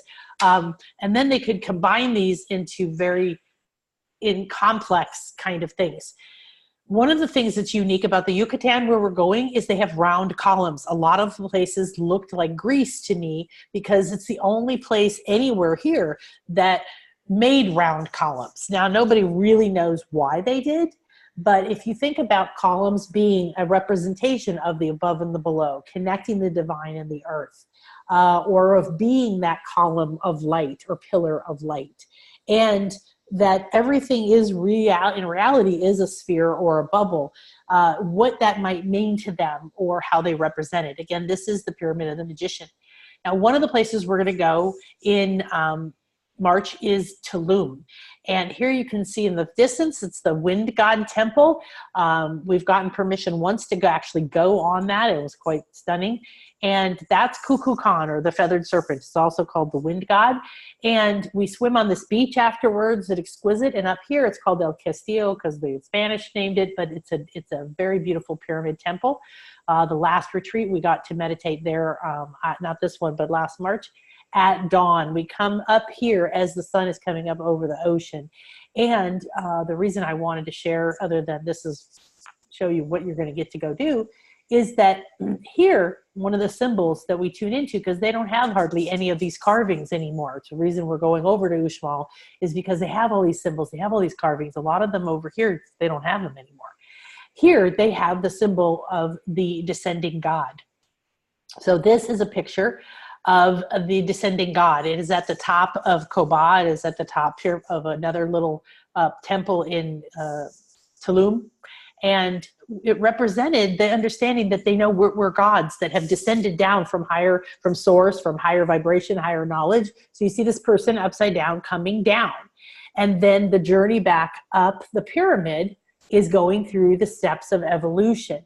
You can even see here, there's some feathers and there's some, sometimes they had the snake, the tail, rattlesnake tail coming out of the mouth or different things to show that this is the start of the path of ascension. Here's the start of your journey. So it's very, very powerful to be around that symbol. Here's a picture of it behind us. You can see it there above the door a little ways. This is the top of Koba. This was at just the recent retreat. We went up at dawn and did our dawn activation. I guided everyone through. We went up, starlings were going around, all kinds of amazing things. But that shows you that we're right there. And this is a 9-step pyramid. So we're sitting on the 9th step, which is the wave of consciousness. And the temple behind us represents 3 more levels of moving to the next state of enlightenment. So there's never anything to stop. This is out of order, but this is in Uxmal. There's a building that is completely covered in turtles all the way around. Unfortunately, my phone died, so I couldn't get any more pictures, but these are around the top, and they're all different. They all have different patterns on them. They all have different shells. Some of them looked prehistoric. They knew and understood that there was evolution. A lot of things at this site are about evolution. So the symbols and the power of being there is your own evolution, of acknowledging your eternal, the arc of your soul, that you are evolving. And these gorgeous and exquisite turtles, of course, have different meanings, very highly revered. We have wild turtles just down the beach here. And, but it's Mother Earth, right? And it represents that ability to be of the earth, to carry your home, right? But to go within, to again go within. And so we found this feather here that I have. This is where this came from, inside of here. We walked inside There were 4 of us, and there were 4 beautiful, exquisite feathers laying there, just like they'd been fanned out, waiting for us, bringing our, what I call a Mayan mystery squad together. Now, the symbols of, we have a whole section about animals, so I don't know why these are out of order, but so this is Kabah. This is where we went and we had this transcendent experience. We're going to, in another one, we're going to talk much more about it with the bees, and they were everywhere. The humming was so gentle and powerful, and we began to take our frequency up. We were literally levitating as we're walking across, and when I sat, you can see how I kind of completely left my body in front of this wall of chalk masks, chalk being that rain god. In front of us is a glyph altar. We're going to look at that in a minute. There's spirals and feathers and all kinds of things. They're still putting this back together. It is one of the most powerful, transcendent, beautiful, and all about gold energy when we were here. So having the symbols, then we realized all of us individually in our very deep meditations that were very easy to go into, we recognized that the land was powerful. That's why the bees came, and then the people came to build here. So here again, you see our light beings coming to be a part of it. And here's Michelle sitting on the glyph altar. So it's quite large. She's sitting in the center. All around the outside, they've begun to restore the glyphs. So these different symbols that they put together to mean words, to symbols or whatever. And then in front of her is the wall of chalk masks. Above that, there's stars and other carvings, and all around stacks of piles of things, and the bees humming, and us all vibrating, and the gold liquid energy. Here you see when she moved over next to us, and now we had light rays and light beings coming down, playing with us on the front. So you can see how important and powerful these symbols are. And we get to play. So we've talked about everything to do with abundance already. So the Mayan rain god, which I've introduced you to a little bit, let's go deeper into this. So what's interesting to think about is release your idea or your image or your that gods or these indigenous or ancient cultures were these superstitious, crazy people who desperately tried to appease gods and chop people's heads off and rip their hearts out for all these horrible reasons to hopefully appease the rain gods. These were incredibly sophisticated people, all right? They were more sophisticated than we were. They tracked the stars, they predicted stuff, they knew how things worked, and they were able to take the symbols and the powers of that and bring it. So the fact that they covered in this area everything with the chalk rain god, and I barely see that over here at all, but in the Yucatan you see it, and you see cisterns and special things where they collected water, and the whole thing isn't just about, oh, please bring us water so we can live. It has nothing to do with that, or they wouldn't bother to cover these with symbols.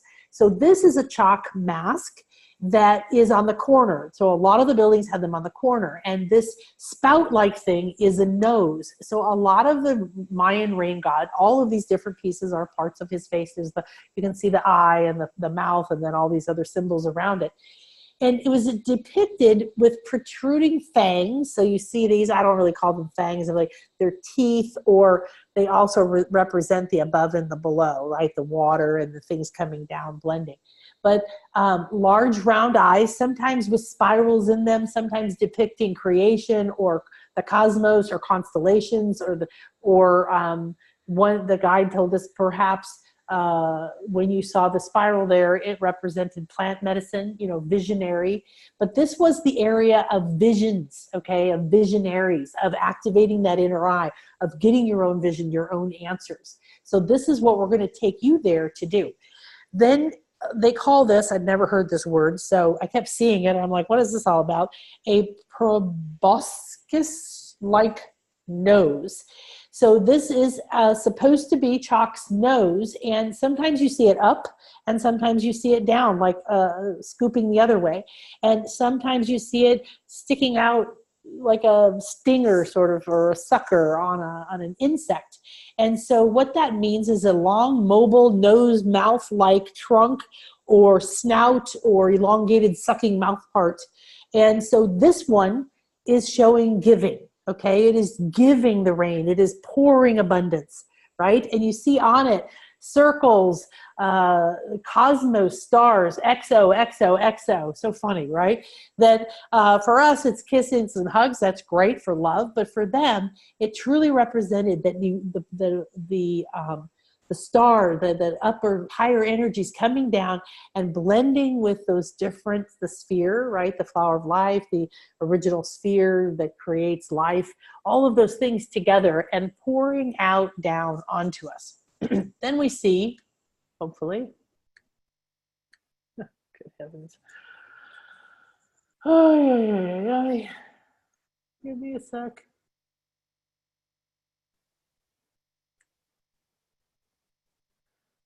Okay, so the chakra rain god, this is then where you'll see both. They'll have the above and below. So this is looking down the wall of masks, and you can see up close, there's just symbols and connections and flow everywhere. But you see these things protruding up and then protruding down. Those are those noses, giving and receiving. Right? So remember, water is wealth and emotional power and purification, transmutation, creation, and birth. And so there's the above and the below. There's the balance of the yin and the yang. And one of the energies for sure about this retreat that I've been told for months now is it's about the duality. I know that I have to have a balanced female, male, sacred ceremony, Mayan Aztec ceremony. And every time I went here and every time I continue to get signs and symbols, it's the two becoming one. It's the twining of the two, accepting the above and below, accepting your shadow and your light, accepting all of that. And here we we see chalk showing us giving and receiving. So here's something else that's very, very cool that I just found out as I was putting this together for you. When we were at Koba, the last day of the retreat that had just happened, after we came down from the pyramid, we met and there were black frogs everywhere, the teeniest, tiniest little black frogs that none of the pictures really show up looking like anything. And they were just thousands and thousands of them hopping everywhere. At first we thought they were crickets. And remember, frogs represent cleansing and abundance. And so I was like, wow, this is going to be one of our guides for the next retreat. This is the end of this retreat, which means now you've broken free and abundance is going to come. So it was one of the many things that showed me that the topic of this retreat is abundance. And one of many, believe me. And then I just found out a day or so ago that the Mayan god was associated with the frog. So there's that next connection. His name means things like he gives food away to other people or he who lights the sky. And because they had a complex and changeable pantheon of different gods, you know, they were a multi-polytheistic or belief system. Everything was alive, right? It had an essence. It has life force, which is really accurate, right?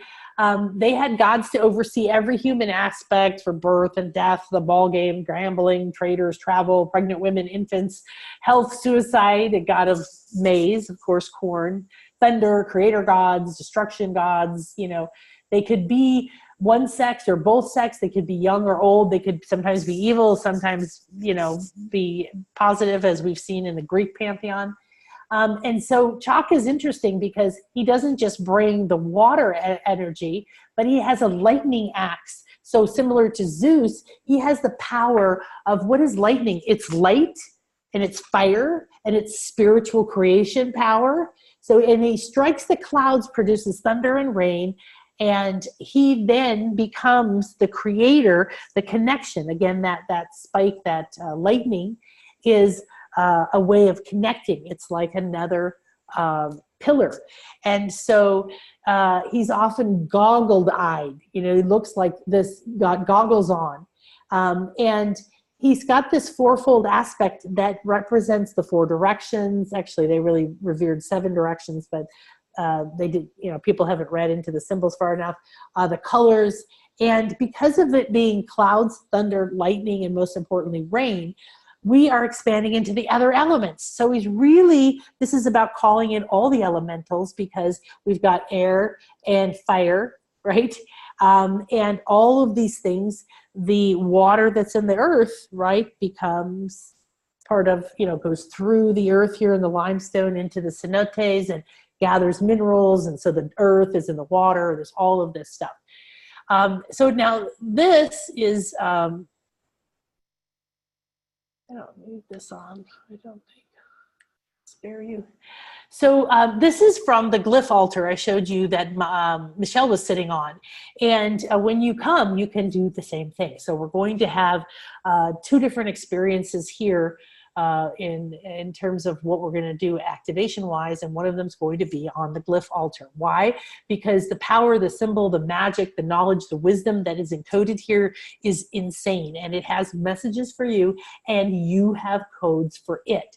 So reading the calendar glyphs, the Maya developed a writing system. It's kind of like hieroglyphics, because this is a combination of many glyphs all stacked together, right? These are, you can pull these apart, and they had whole word symbols. So this one symbol could mean rain or storm, and it could mean you put it together. Some people say they had 800, some people say they had 1800, some people had thousands. There's all different ways. But this is the chalk mask wall again. So now you're getting a little bit more of a distance view. You see the repetition pattern, right? And you see where the eyes might be. You see where the nose might be. You see the teeth or the mouth might be, right? So you see those kind of swirly things. Sometimes some people call them fangs or teeth. You can see them as fire, but that's the mouth, and then you have the eyes, then you have all the symbols around them, and the very intricate carving of not just having something round, but all of these other feather and other elements. And then these were painted and embedded with stones and crystals. Here we see the chalk masks on the corner of a building. And this is at Uxmal. And again, this is another view of them. Now really breathe this in. Begin to feel, okay, chalk, I'm not Mayan, I'm not religious, I don't believe in gods, whatever thoughts you're having. But think about what this meant, this collection of curves and of flow and of feathers and of flowers. And you see the flow of water coming down like a waterfall down the side, and then ultimately coming out with little flames and feathers and all of this. It's remembering. It is reactivating parts within you. This is another building at Uxmal that you see the giant spirals over here, one going in, one coming out, one going up, one going down, you know, wormholes going both direction, creation. You see the stars next to them off to the side. There's all stars across the buildings in between everything, showing you this is the above, this is the constellations, this is source. And here you see some beautiful receiving chalk noses there along the bottom, the ones that are curled up like a elephant trunk from below. Then in this one, you can see such beautiful detail in this carving where you see this braid or this snake or these feathers go across, you see right above or below. And you can see how some of these even look like flowers or plants that are growing roots and then opening with perhaps a moon in them. So all of this coming through you and to you so that you can then, when you're here, right, to activate the dormant memories and messages within you, to connect you with your past lives, to connect you across time and space with perhaps a message that was left here for you. So you may have heard me say the other day that there's a man who didn't make it to this last one, but I think he may make it to another one. And he was at Koba, which is one of the places we go at the last retreat. He came and he was did the tour with a regular tourist tour, and at the end they were at the ball courts and he was standing next to a dark room, and he walked into it in this big old building, and without thinking he walked across the room into the dark, shoved his arm all the way up to his shoulder into this hole in the wall that he didn't know was there, that he couldn't see, and moved his hand up, tapped something in a hole, and this rock fell out. It was carved into a pyramid shape, and the minute in his hand, he said he remembered that he put it there in a life he had as a Mayan ball player, and he specifically put it there to prove to himself that he is eternal. So in that moment, He came back to that place. He did not know that's why he was here. He was being a regular tourist. But because he was there, that moment gave an opportunity for every doubt he might have had, or to erase any belief that said, maybe I'm eternal, maybe I'm cosmic, maybe I'm powerful, maybe I'm a divine being. And right then, that experience transformed everything. That's what I want for you. This is the top of the pyramid of the magician. We don't know whether we're going to be able, they don't let people climb the pyramid of the magician anymore, but we'll see what we can whip up. In the meantime, we have the other pyramid and other things we can definitely do. But I wanted you to get a good close-up and look, because a lot of the pyramids we see nowadays, they're just rough stone. We don't see the color, the paint, the gold, the polished stone, the carvings, the exquisiteness that was put into this. And this, such an inviting room, right at the top, not at the top, there's another layer above this, but at the top of the stairs of the Pyramid of the Magician. Now I tell you that this pyramid is incredibly powerful, like ridiculously powerful. We had a few experiences there where we could see the energy, feel the energy. It knocked certain things out. And so just being near this, I want to go and sit next to it for 4 or 5 days. But again, if you look through here, you'll see your X's that represent stars. You'll see your X's that represent manifestation, right? You'll see them put together in grids representing a layer of light or energy that's bringing this curving energy down, spiraling out from the cosmos, perhaps coming down as water or energy or light, pouring in. You'll see diamonds. You see the chalk masks along the side, making sure that there's flow, right, and creation and water for that. All of these things, you even can see how some of these symbols are creating a spiral that comes out and around and goes back within itself. So that self-created reality, there is a lot of wisdom and knowledge here for you.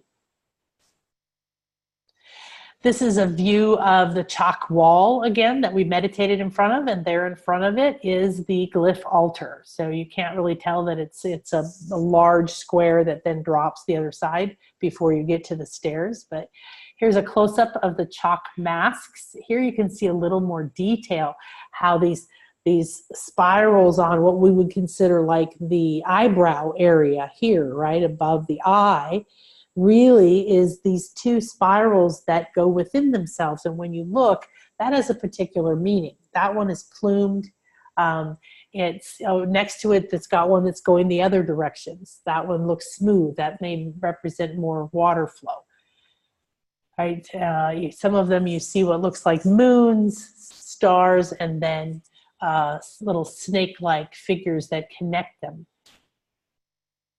All of the symbols that are used by most ancient and sacred cultures are using really common symbols and just combining them differently. So here's another view of the glyph altar. You can see some of these. I'm going to share with you a little decipher thing that you can, but it's a lot of fun to just feel these, to stand next to them, to touch them, to sit on them, to be in this transcendent energy around them. And some of them are going to call to you and really create a trigger. So here's some more of the glyphs up close. Beautiful altar. These are very complex. These are many, many symbols put together. It looks like we got repeats there. Here's another one that's waiting to be put in place. Here's from in front of the chalk wall. To the left is actually a great pyramid that has not been excavated yet. And in front is Michelle on the glyph altar and Chris on the top of the stairs. So we'll be doing an activation here. I don't know whether the bees will be there. Let's keep our fingers crossed. This is one of their cisterns. They had all kinds of complicated and beautiful ways of keeping water, catching water, displaying water, sharing water. There's Chris in front of the chalk wall. You can imagine the energy coming off. And if you look in front of him, you can see this is a snake-like spiral, a very, very curvy spiral that goes in both directions. So we might call it DNA, we might call it all those different things. We're going to look at that again in a minute. Now this is a very unique chalk mask. This is on the corner of the top of the Great Pyramid at Uxmal, and this is where the guide showed us. He said there's none like this anywhere else. You'll see the two eyes look like spirals. This is very powerful, that this is creation, that this is visionary, and you can see the nose is partially broken here, but you see the mouth is going up like a pyramid shape with the teeth or whatever sticking out to the front, and you see the face of a man. This is a very powerful, a very unique representation of chalk being your guide of ascension, that you can come and have your rebirth, have your ascension, have your transformation through this God as well, this pathway as well. Very wonderful, really incredible. These at the top, you'll see there's one at the bottom there, the face of a man, and then one sort of at eye level. They were stacked on top of themselves. The top of this pyramid had incredibly unusual carvings. There in the front, you see the crisscrossing of the spiral DNA. And here's a little more of some chalk masks. That's the chalk altar. And here you see the wall of masks, where in the middle you suddenly have some pyramids, a little bit of a snake energy, right? Stair stepping up, step pyramids, all kinds of symbols there.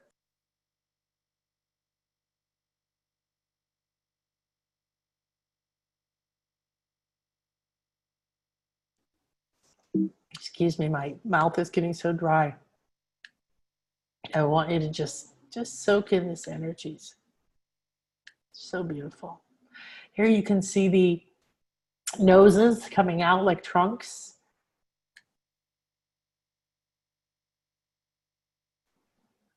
Above you've got the snake, the pyramids, step pyramids, and below that you have feathers. And a lot of around here we saw very unique crescent moon symbols that had something coming out of them. We haven't quite figured out yet. Here you can see that what Chris is sitting on are some flowers. These look very European. There's a lot of flower motifs, a lot of flower symbols. They represent, in some places, peyote. In other places, everything from higher vibrational selves, angels, certain energies of nature, as well as a pathway of ascension, like opening your lotus in your third brain, right? Blooming, blossoming. Now you also see above Chris's head what I'm talking about with the spiral, the weaving, the two snakes, like our Kundalini path, that weaving along there. Below it, some little moons or spheres with the feathers below. These show, it's not coming out so great, that we have this connection to above and below, and we have the ability to move through different states and different elements, from water to fire to air, right, to spirit to form. This is the key to abundance, that combining the dual energies within you, clearing yourself, raising your vibration with these incredible tools. So here's another picture of the angel light being with us. If you can, you might see a few purple light beings sitting on the stairs with the three of us. There's a huge turquoise sphere of light right here over Michelle by my feet. Boy, I tell you, just combining all of these, this is interesting. This is on the other side of the building in the wall of masks. You don't often see these kind of relief carvings still on buildings. They usually take them and put them under palapas. Those are some people. Here's some more chalk masks. There's the glyph altar. She was trying to get a good picture of the bees. So here's some more spirals. This is almost like a braid or a knot. Reminds me a lot of the ones I've seen on Notre Dame in Paris. In the center, you have the spirals coming together into a center spiral, as if you're looking down into it the way you would into a vortex, a wormhole, or a black hole. They watched the constellations, so we're very, very aware of the flows of energies, of the different energies, the different dimensions, and representing them here. So in your house, if you have pictures or sacred, like I was showing you, crystal hearts or pyramids or other symbols, that look beautiful, they also hold more power. And what they're doing for us right now, you can see up here, it looks very much like grease. You see the spirals, they step up and then come around, and they step up and they come around. Very powerful. Here's some of the glyphs, so that you saw them in the stone, and now I'm going to give you some ideas. So again, remember, you're taking this energy in, you're taking this energy in. We've already awakened that golden energy from above and below. Those healing conings are sucking out like little vacuums. Everything that's not allowing you to be present here, to take in these, to have triggers from these sacred symbols, from these sacred places, from these energies. So being that chalk and water was a huge part of what we're going to be doing our magic with, and our cleansing and healing and activation, here's the Mayan glyph for water. So you can see that it sort of almost looks like a moon or a cloud or something that's then has the water pouring down out of it, right? Cacao seeds is what chocolate's made out of, and we're going to be going to a chocolate museum. We're going to be having a cacao ceremony, a really, really, really, really deep one, and you'll also be able to go to the chocolate museum. So this is kind of a fun one to understand. This is the symbol for cacao. You see in Mayan, it's cacao, and it's the symbol ka, which is the one in the front, and the back, and then wa is a different one. So they put these together and they got cacao. Here's a bunch of examples of glyphs. So again, scan through here. I want you to, in particular, look for hal, that X. That means to manifest, to manifest. Why does that mean to manifest? Well, if we want to tune into our field of abundance, create the life that we want, we have to put together, right, the duality. We have to create from this and from that. We have to cross, blend, merge, mix, spiral the two energies. So it's such a beautiful symbol for that. You'll see Balaam, the jaguar, which we work with very deeply as a powerful guide. Fire is down near the bottom. It's one of these little curly things where it shows it goes down this way and it goes up. And I like that because within it, it's showing you the above and below just in that symbol. And then you might see a glyph, or you might see something where that symbol of fire is on the top, the hal is underneath it, the Balaam, the jaguar, is right next to it, right? And you see how they can start, you can start to put these together to create something that has a particular energy. So like anything else, you combine this energy or vibration with this energy, it creates its own energy, a whole new one. Look in the second row there, hoi, to bless or make proper. That looks a lot like Ishel to me, with the snake on the forehead. To bless, there's the sky next to it. There's one for dancing. So they're a lot of fun. They're very detailed. You can see the kuk, the quetzal, that's Kukulkan. That's a bird. It's obvious it's a bird. There's a beak, there's an eye, there's some feathers poking up, there's a little swirly there. It's a very decorated one. A little ways down, you see a heron. Again, you see the beak and the teeth and the feathers. Almost like a caricature, right? Almost like a cartoon, almost like an anime, the way that they did this. You have the name Kukulkan for the god, the Thoth, that they call the feathered serpent, or the Quetzal in Aztec, and it starts with Kuk, K-U-K. So this is literally came from combining that symbol with some other ones. So just take in a few more. You might want to look and see if there's one that's calling you right now. And then just wind your eyes back to hal. Okay, on the fourth line, the third one from the left, the green X means to manifest. So if we're going to activate your abundance, I want you to breathe that in. I want you to imprint it in your mind, imprint it on your forehead, print it on your tongue. Let it flow down into your heart, into your hands, into your feet. Very good. All right. So some more chalk masks. Here's a beautiful ancient symbol that is of the Earth Keeper. And I love that idea of the Earth Keeper because it's about creation. And we're here creating the new Earth. and it represents movement, transition, synchronization. That's coming back to oneness. That's where we're coming.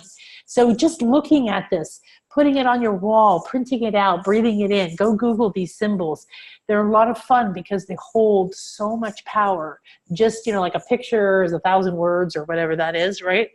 Now this motivates people to be patient, observant, and flexible. What an interesting combination, right? It's like focus to manifest, but be flexible because you need to, like, oh, look, it's over here, or bend there. That's what I told you. Don't be too stuck on your plan. Don't think what it has to look like. Leave room for the flexibility. Patient means stop having some kind of agenda and let it unfold by being in the journey.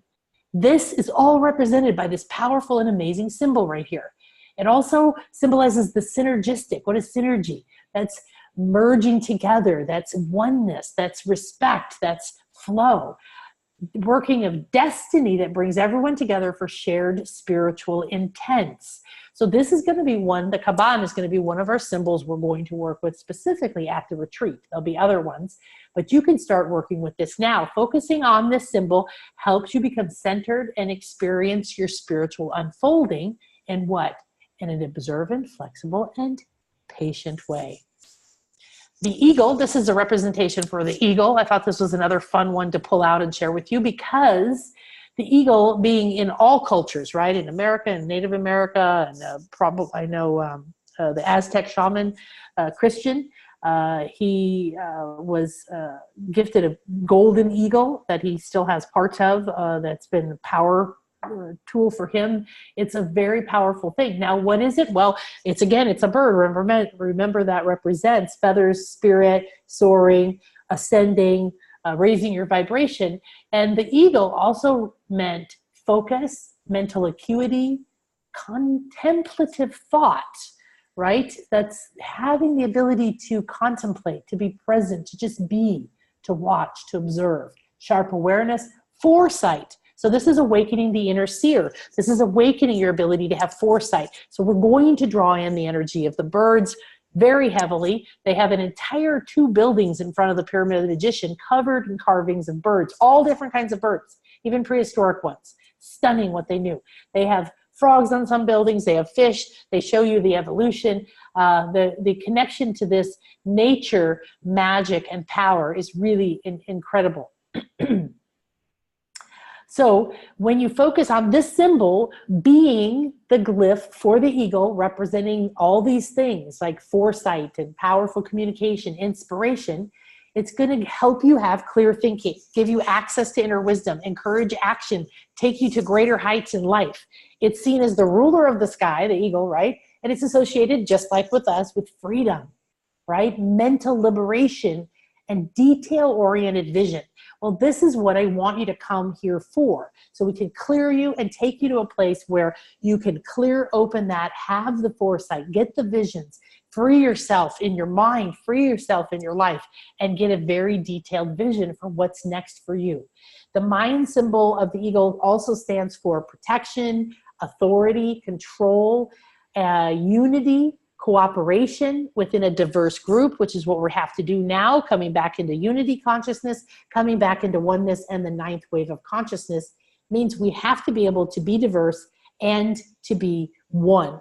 We have to be able to remember, I am me and I am everyone.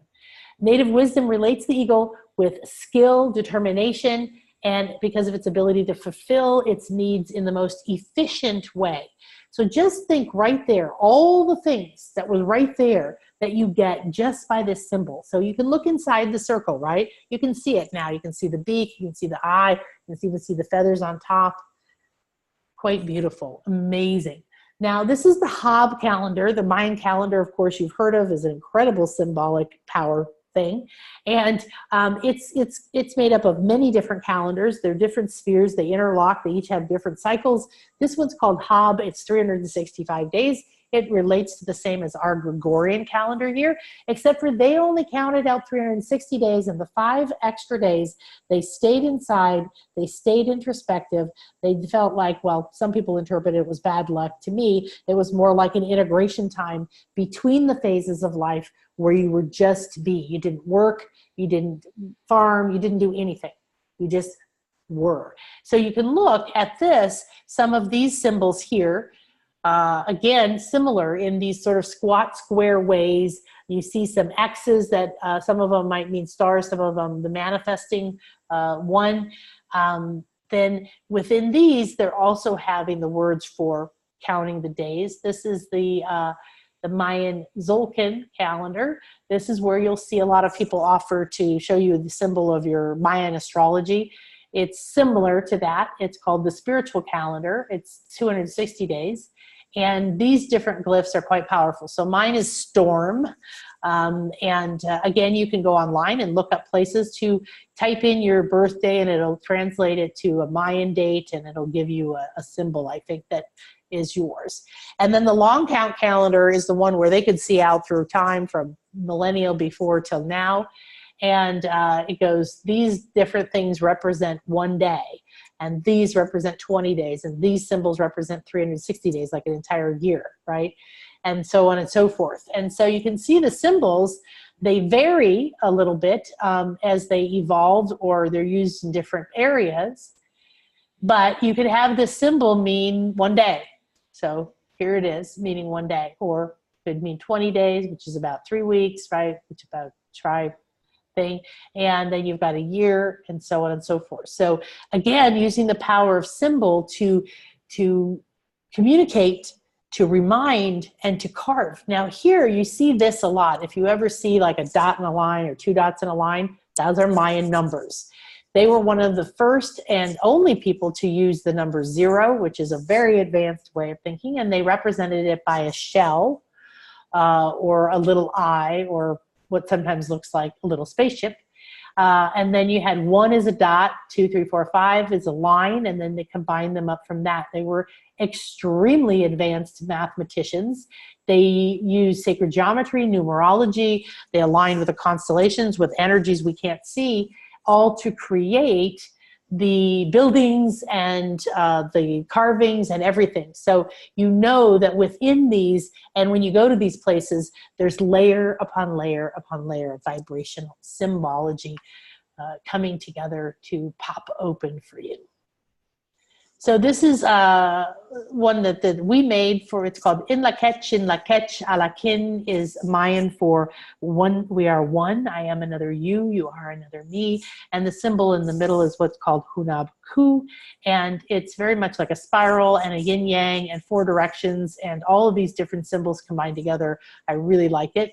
They're not entirely certain whether it was truly called this before the Spanish showed up, but now it's meant to mean that one God, the everything.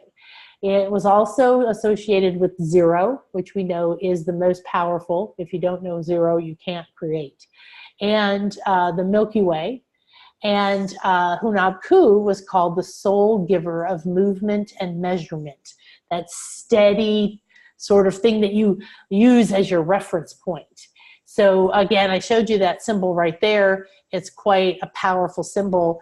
And I'll show you, we have it carved on something, but you can get this from the internet as well. And I love having this symbol around, printed out on a piece of paper or put up somewhere. Here's a Mayan calendar. So a lot of you have probably seen the Mayan calendar. This is the central part of the Mayan calendar. The Mayan calendar is many different wheels that interlock and move through their own cycles. What's interesting is these glyphs around this first sphere are the Tzolk'in, and they are the spiritual calendar, they're called. And the man in the middle is holding all of those little blocks. He's holding all of those in his back like a burden, and he's strapped it on. And what that represents is this is the timekeeper.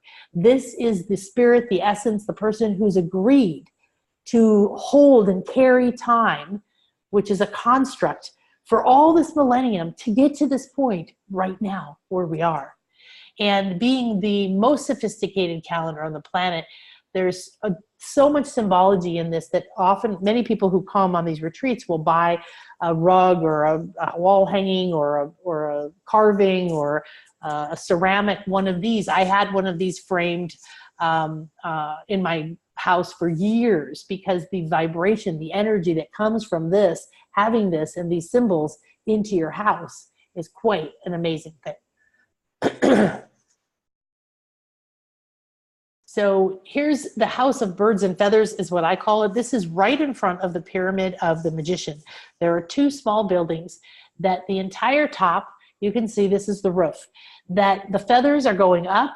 The feathers are each layer of shingles, that you see the spout, which is kind of like a chalk nose or whatever. You see along the bottom that there's a layer of kind of a crescent moon with a line coming through it. We had many discussions. Nobody's really come up with what that actually means, but to me, it's obviously a very powerful symbol that they've put to represent some kind of definition or energy between these higher realms with all the feathers and with all the spirit. And then down you see again another layer of almost feather-like things. But what's fascinating here are these detailed carvings of birds. And they're not the same. There is not a single one that is the same. The one on the lower right is the Quetzal, the Quetzalcoatl, which is a very sacred bird. And you'll see a parrot, and you'll see birds that look more prehistoric. This is incredibly powerful because that one's not showing up.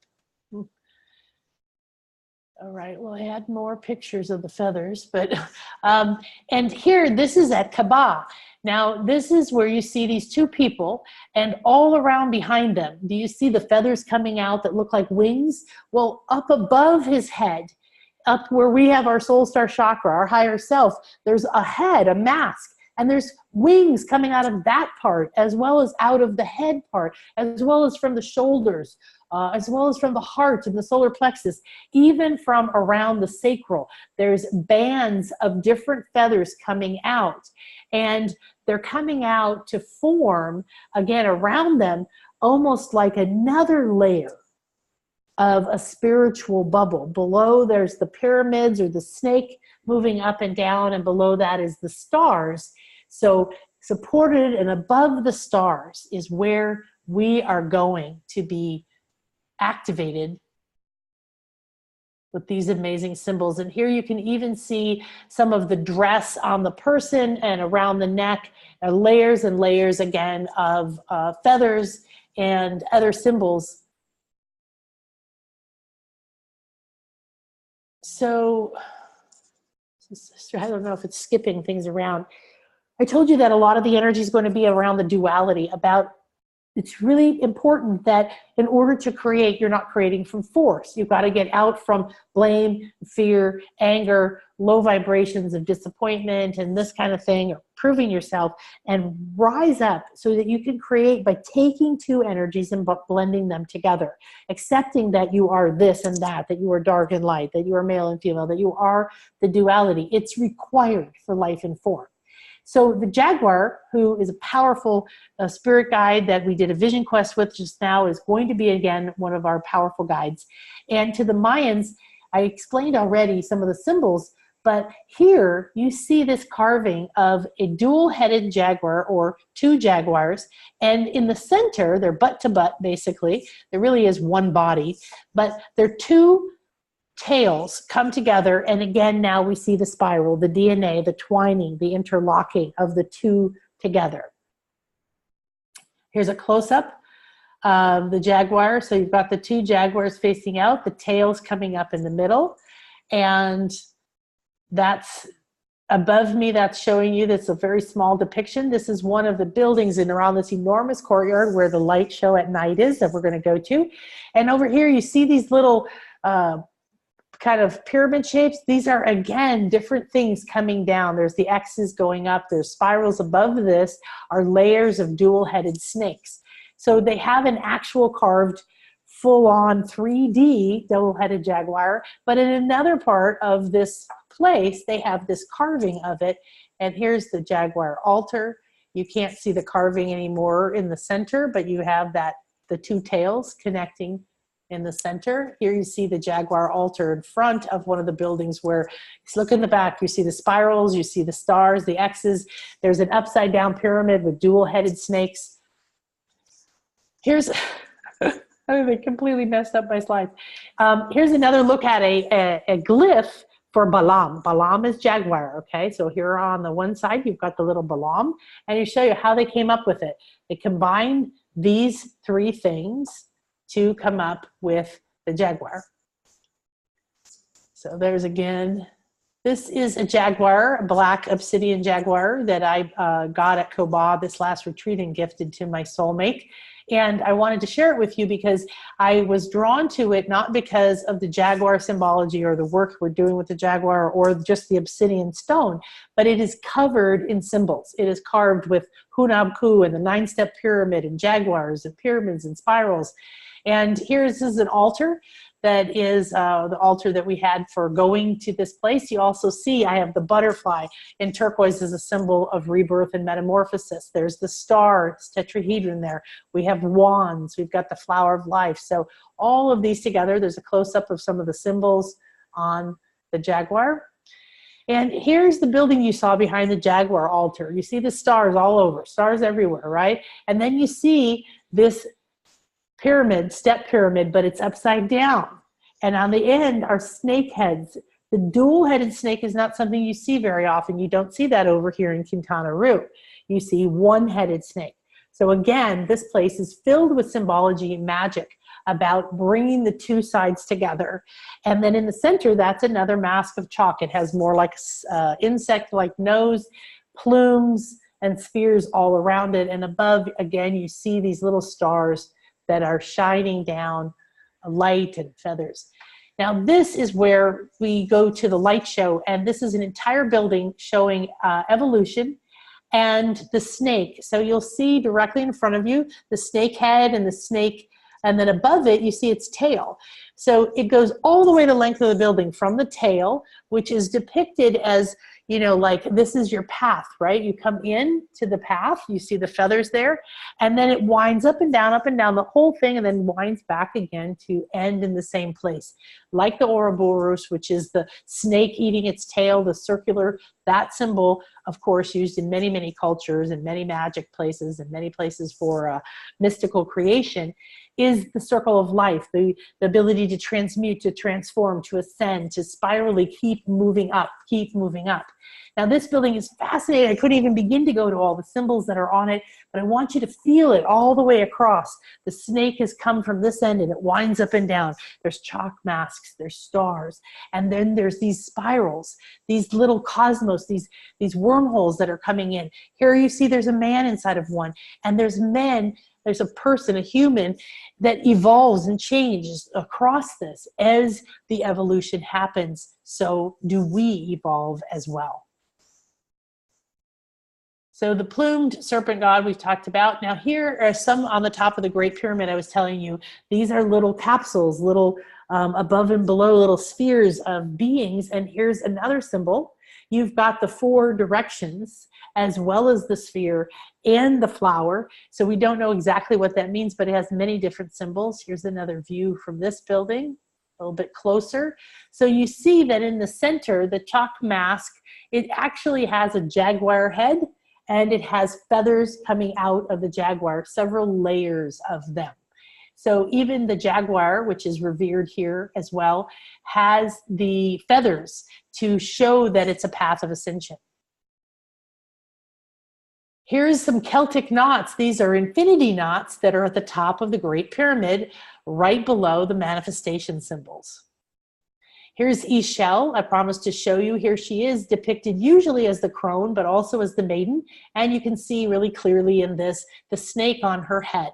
That represents that enlightened third eye, that ability to be the seer, to bring in the spirit essence from other places, bring it in and manifest in this world. You'll see as the crone, she's holding the picture of never-ending flow, that abundance, that water, right? And as the maiden, she's holding the new bloom, the flower that's come from the seed that hasn't quite gotten to the fruit. And so this is, remember, when you see this symbol, this is open. I can feel it right now. We work with Ishel. It's tapping on your third eye. It's saying, wake up, open up, open up, open up.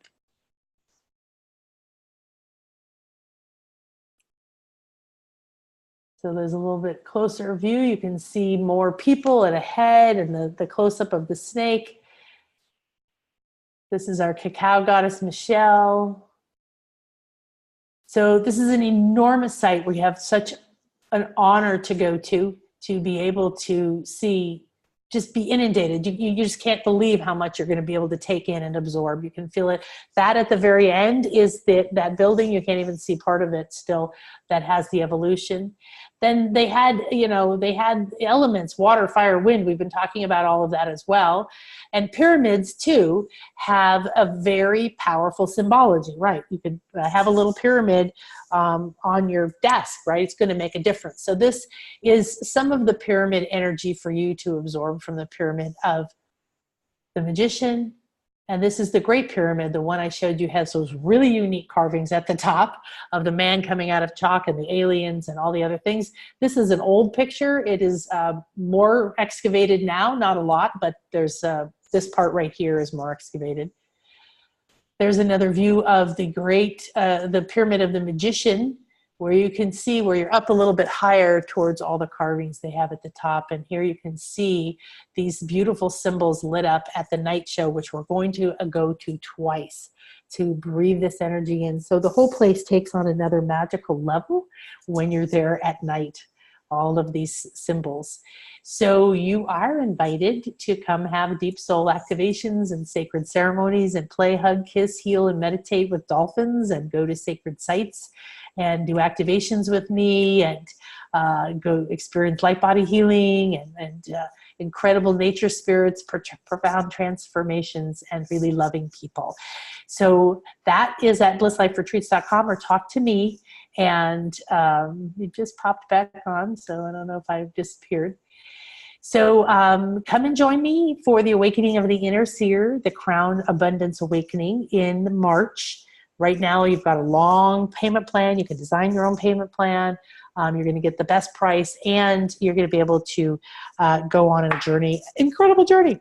So, all right, now, hopefully you're still with me. I don't know why you all appeared on my screen just now. So we're going to go back. Now we've gone through those symbols, and we're going to go ahead and do our guided activation.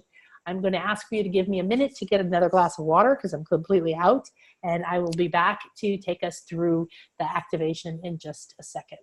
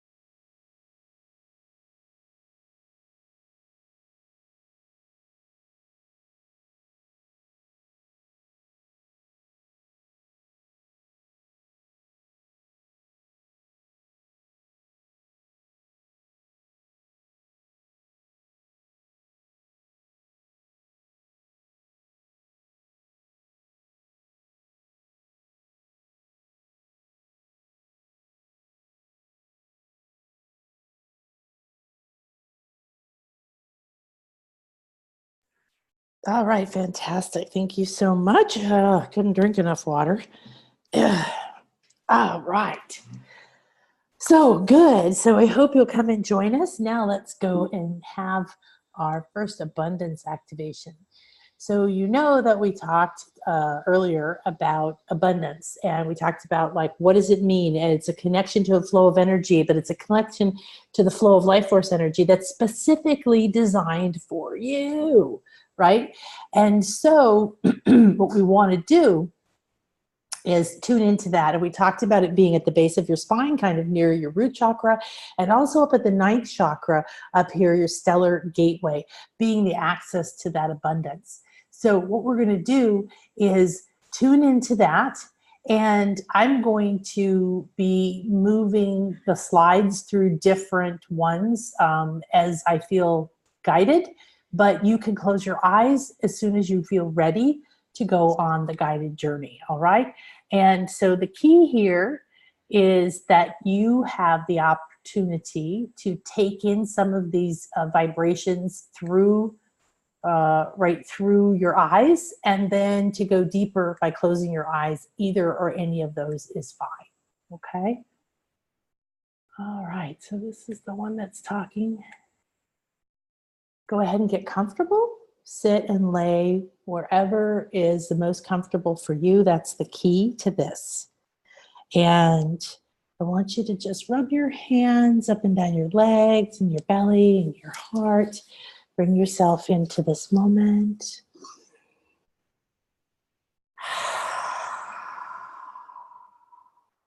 That's good. Put your hands together and just allow yourself to feel the energies gathering in your hands. Rub them together, feel like as if you're activating, stirring up, warming up, and sort of spiral those two hands together so that your two palms are sort of going like this, different ways, and feel like you're getting that spiral. So the spiral on the screen right now in the chalk rain god's eye there, right? This represents that this is a path to enlightenment. This is the level of being a vision. You have reached the top of the pyramid, and you get to now have your vision, have your expanded state, get your feathers, come out of the mouth of this traveling time. So I want you to feel as if those spirals are now, just hold your hands. Mine are just vibrating like this. That those spirals have now opened, right? Like a wormhole, like a whirlwindy whirlpool, right? In your hands. Spiral is an incredibly powerful energy. Sacred symbol represents so much, even three-dimensional, two-dimensional, flat, all the way up and down. I want you to feel that. So now just put your hands down, face up on your lap.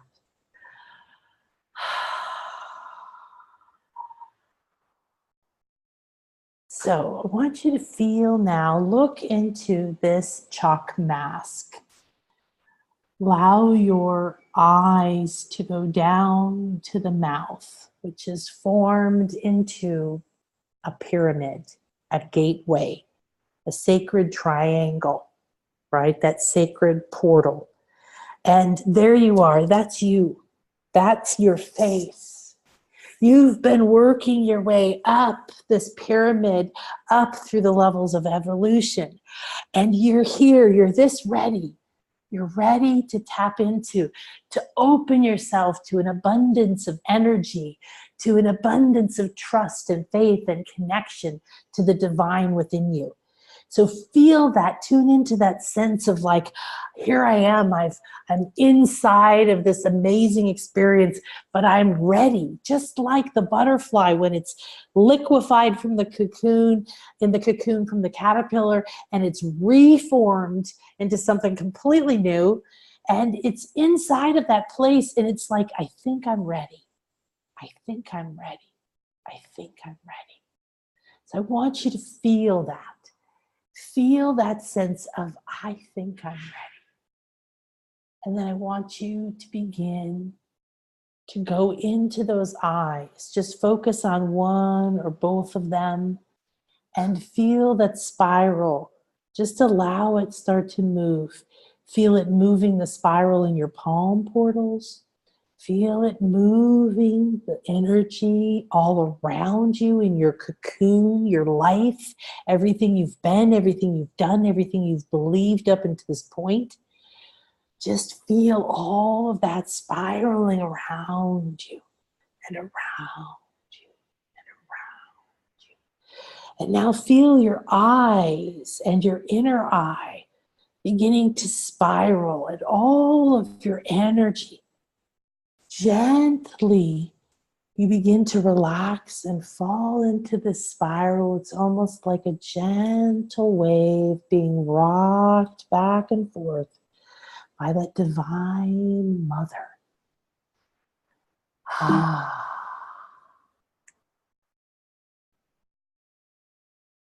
And as you're feeling that slow, swaying, swirling sense, feel that there's a blending, a stirring up, a remembering, like a cup that everything is filtered to the bottom. All the lemons, the water is there alone, and you want to stir that up. And you want to bring it back up to blend everything back together into wholeness. You want to take the sacred spiral. You want to take this amazing opportunity to bring these symbols into your energy field, into your mind, into your thoughts, and allow the spiraling, the blending, begin to happen first within you, within the deepest parts of you. You feel the spiral stirring up. You feel the snake twirling back and forth, that DNA, that two sides, the dual parts of you. They're waking up. They're starting to flow. The balance is coming back. Affirm inside of you, I am ready and willing for a flow of balance between both sides of me, between all the parts of me. I'm ready for a flow to entwine my shadows and my light.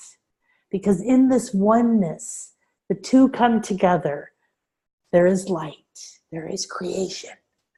I am the creator of my reality. Follow the spiral up and down, up and down. Begin to relax into that flow. I am eternal. What comes will go. More will come. I give, I receive. I relax, and I take action. Just keep feeling the flow, feeling the oneness, the sphere, the point of creation. Feel the feathers. Feel the spiral and flow of water. Feel the ability to grow and transform, to be on the earth and be in the sky. Be that serpent. Shed the old. Feel this movement, the meaning, the energies. Feel the portals opening to other places in your Akashic records, other places in your soul. Going like a snake, the flow of energy to and from, out to all those places and people you've been. Back, like chalk, back, pouring the abundance, the essence of life force, and twining that with who you are now, creating a new spiral antenna of abundance. Feel the base of your spine ignite, your 8 original cells with your soul blueprint explode, and the two flows, the flow from above, the flow from below, the flow of the masculine, the flow of the feminine, taking the essence of who you are, everything you need to know to follow your bliss and follow your heart, moving up, moving now through your sacral chakra and your root chakra. Oh, bringing that much needed quenching of your thirst. Nothing has felt quite like you have been fulfilled. And abundance is being fulfilled, being present. You feel yourself filling up, expanding and still filling up. A never-ending flow moving up through your solar plexus and now into your heart. These flows are coming to and from above and below, within and without. From every direction in the cosmos, you feel the stars spinning around you, just like each and every one of these amazing sights. You feel the ascension of that winding and building you up. And you feel the release as you come back together and begin to build anew. And you build up and up and up that pyramid, making it happen. And then you let go and fall into your feminine, down, down, down. Become the receiver, become the chalice. And then you wind through and you gather your energies, you gather your symbols, you gather your elements, and you begin to go up, up, up again. You are the descended God. You are the ascending. You are one. Feel yourself in this flow and cycle, just like water. Ascending, getting higher, growing your wings, gaining your feathers, flying up, up, up, becoming air, soaring to the highest heights, seeing and feeling the higher realms, soaring through your cosmic doorway, your stellar gateway. Feeling yourself connecting to the all and bringing the abundance back down. Filling yourself up, becoming that cloud, becoming substance, becoming form, bringing it in, expanding. Feel your strength, feel your weight, feel your heaviness, feel your value. You are the most enormous bank of clouds filled with this gold, filled with this life-giving essence, filled with this power. You are water. You have the power of the lightning and the light. You have the power of sound and thunder. You can heal. You can create. You decide right now, I am that I am, and I am ready to release the mask I have been wearing, to let it wash away. Thank you, Chalk, for pouring your abundance on me. I am this essence of abundance. I can transform and transmute anything. I take that which was dark. I see it. I let the jaguar open my eyes. I bring it in. I soar to higher heights. I fly out of the serpent. I fly higher. I fly out of Chalk. I am water, thunder, lightning. I am cloud. I am rain. I am life. I am rivers. I am waterfalls. I am lagoons. I am oceans. I am cenotes, deep Mayan wells. Close your eyes anytime you're ready. Your journey continues. The symbols are coming to you and through you, spiraling through your mind, through your emotions, through your light body. Your higher self and all of our divine guides are guiding you to exactly the places you most need. I am the power, persistence to dissolve stone, that of water. I can rain down cleansing, healing. I can rain down and grow crops and create abundance. I can flow like the serpent in the ground, one with all elements, taking on the best of everything. That is abundance and richness. Be in the now, feel where you are, drink in every single element, feel the spirit of opulence, the corn, the glow of gold, the pollen, the bees, the serpents. Feel how it's a never-ending cycle. Up, up, up the pyramid. Down, down, down as the descending God. Up, up, up. Evaporating into the sky, soaring. Down, down, down as the rain. Now you fall down as the rain. You spiral. You blend together with every other element. You blend together with the salt water. You blend together with the earth. You create mud. You create bricks. You create crystals. You create lava. You create land. You go deep into the soil. You feed seeds and bring its codes to life. I am the giver of life. I hold all abundance within me. When I expand and let myself hold the heaviness, the darkness, become the dark cloud of abundance. I am rich and I am powerful, and I speak with great power. And then that darkness transforms into night, into light. The two blend together. Come back into the spiral, the antenna of light. Come back. Down, down, down. You pour into yourself, into your life, into your bank account, into your cells, into your pain, into your disease, into your relationships, into your feet, into your third eye. You feel this rain in gold and silver, in any color you desire, require.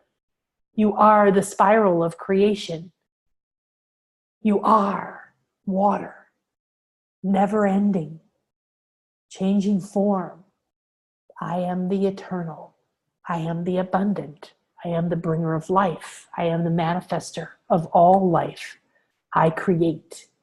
I bring fire, water. I bring the jaguar and the serpent.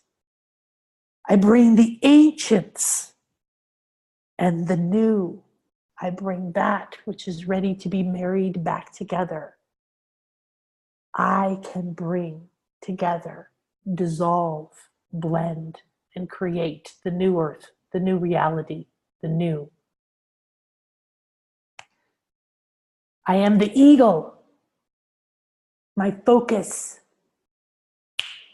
sharp awareness. I am foresight. I now receive and accept my ability to communicate powerfully, to receive inspiration, communication, and guidance from the higher realms. I am free from mental fears and heaviness. I shed that and take back my wings. I am free. My vision is sharp and clear. I am protected and protection. I am the authority of my reality. I am in control of the flow of my abundance. I am unity.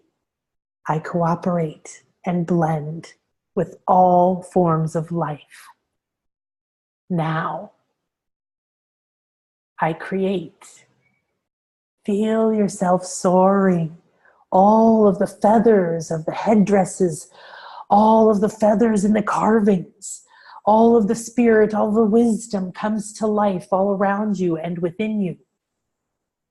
You feel and know that these feathers are etheric.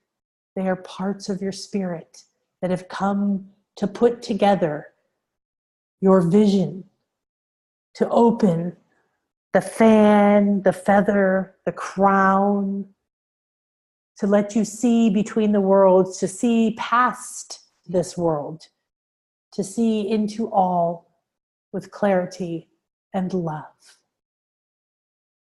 Bring yourself back, down, in, Feel yourself diving with that clarity and keenness, exploding through your crown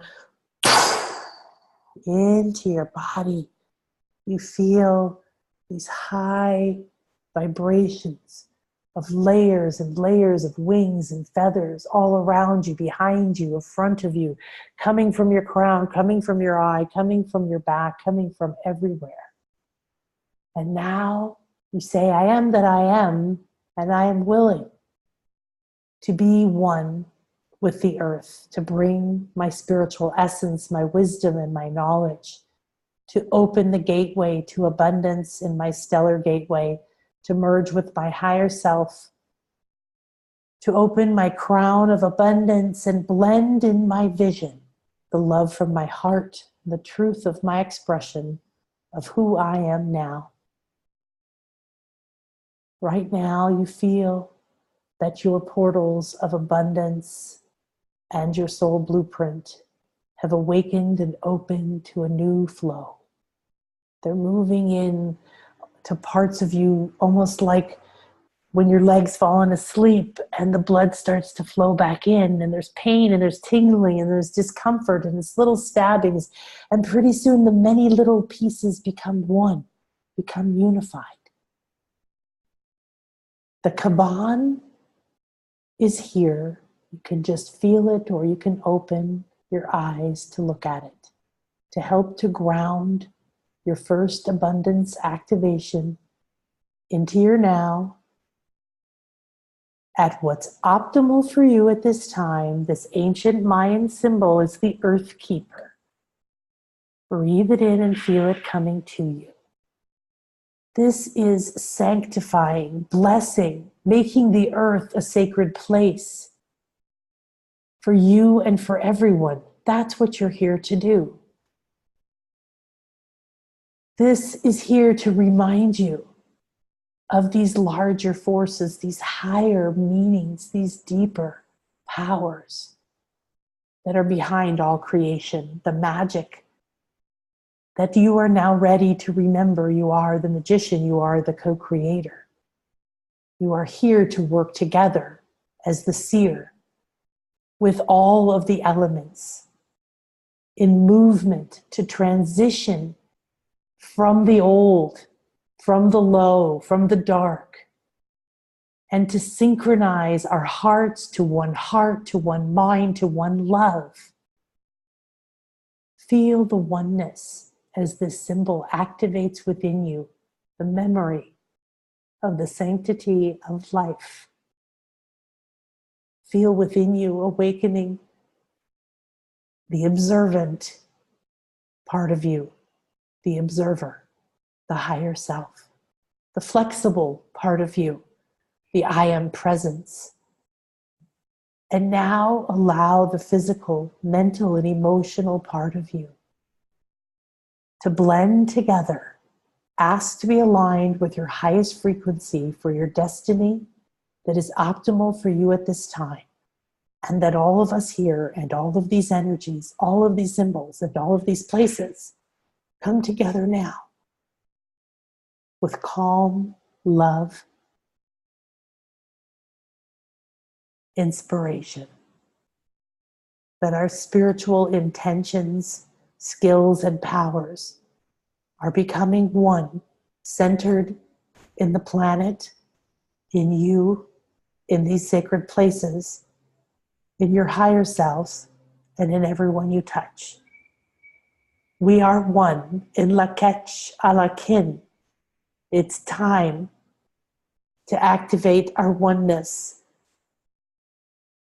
to center ourselves, and to remember present in this moment is the abundance, is the answer, is the solution, is the healing, is the love, is the support, is the soulmate, is the client, is the money. Right in this moment, the experience you're in is your spiritual unfolding, and there is nowhere else you're supposed to be. You are here in the perfect place at the perfect time. Accept and awaken the truth of your abundant, multidimensional nature.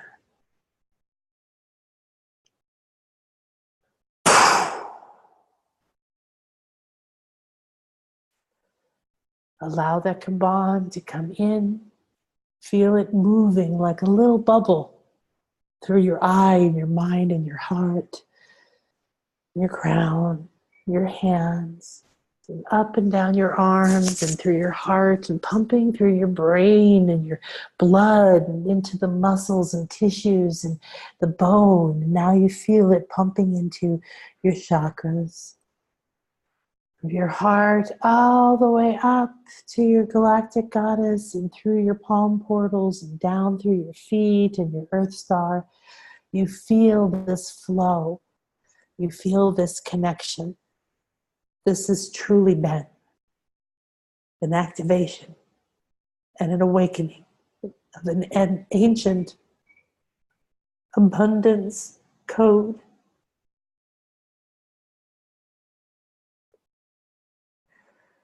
That has not been operating on this planet for thousands and thousands and billions of years. You are given this gift in the beautiful and divine ray of green light. You are asked to keep this power, this knowledge, these symbols, this wisdom always in your heart.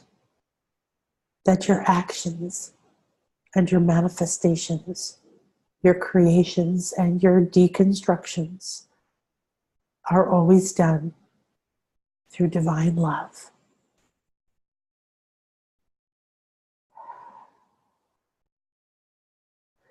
Feel your heart as two pieces that have been broken, that have been separated, that have been disconnected, diluted, whose communication lines, both to self and to each other, have been frayed over millennium of dark, heavy energies, karma. And now we have arrived at the moment when our two hearts become one. Our two sides are not seen as enemies or good and bad or right and wrong, but simply two sides of the coin, of the same beam, of the same thing, of the same self. Without this acknowledgement and acceptance of oneness, we cannot ascend and bring Earth fully into unity consciousness. Thank you for doing this, for being this, for sharing this, and for spreading this. This is a very auspicious moment. Take a moment to feel your energy field, what you have created, released, transformed, and become.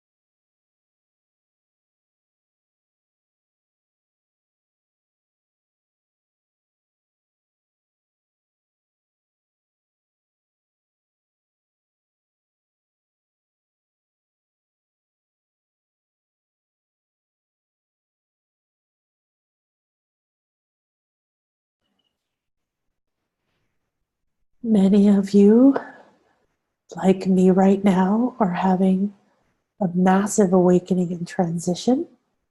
How you're feeling it or perceiving it is unique to you. Simply be in it. For me, Ishel is completely revamping, retooling my entire crown chakra all the way up to my soul star. The snake that goes both directions, back, doubles back on itself. It's beyond anything I've experienced. These symbols, this activation, and this final symbol. Go back to it here somewhere. Is you have just assisted in an incredibly powerful global, universal, and multi-universal activation. I had no idea it was going to be quite this deep. There's an entire retooling of headdresses, feathers that fan out on the forehead that have always represent the opening of that third eye, that accepting of being the seer of your life. You have to affirm it now. And etherically at different levels of your light body now, these feathers are being activated. These energy templates that open you to being able to receive and speak other languages of light, and your crown to be able to receive new levels and energies from higher spiritual realms. It is like your headdress is being rebuilt. This isn't all going to happen right now. It's going to happen over the next month, 3 months, it says.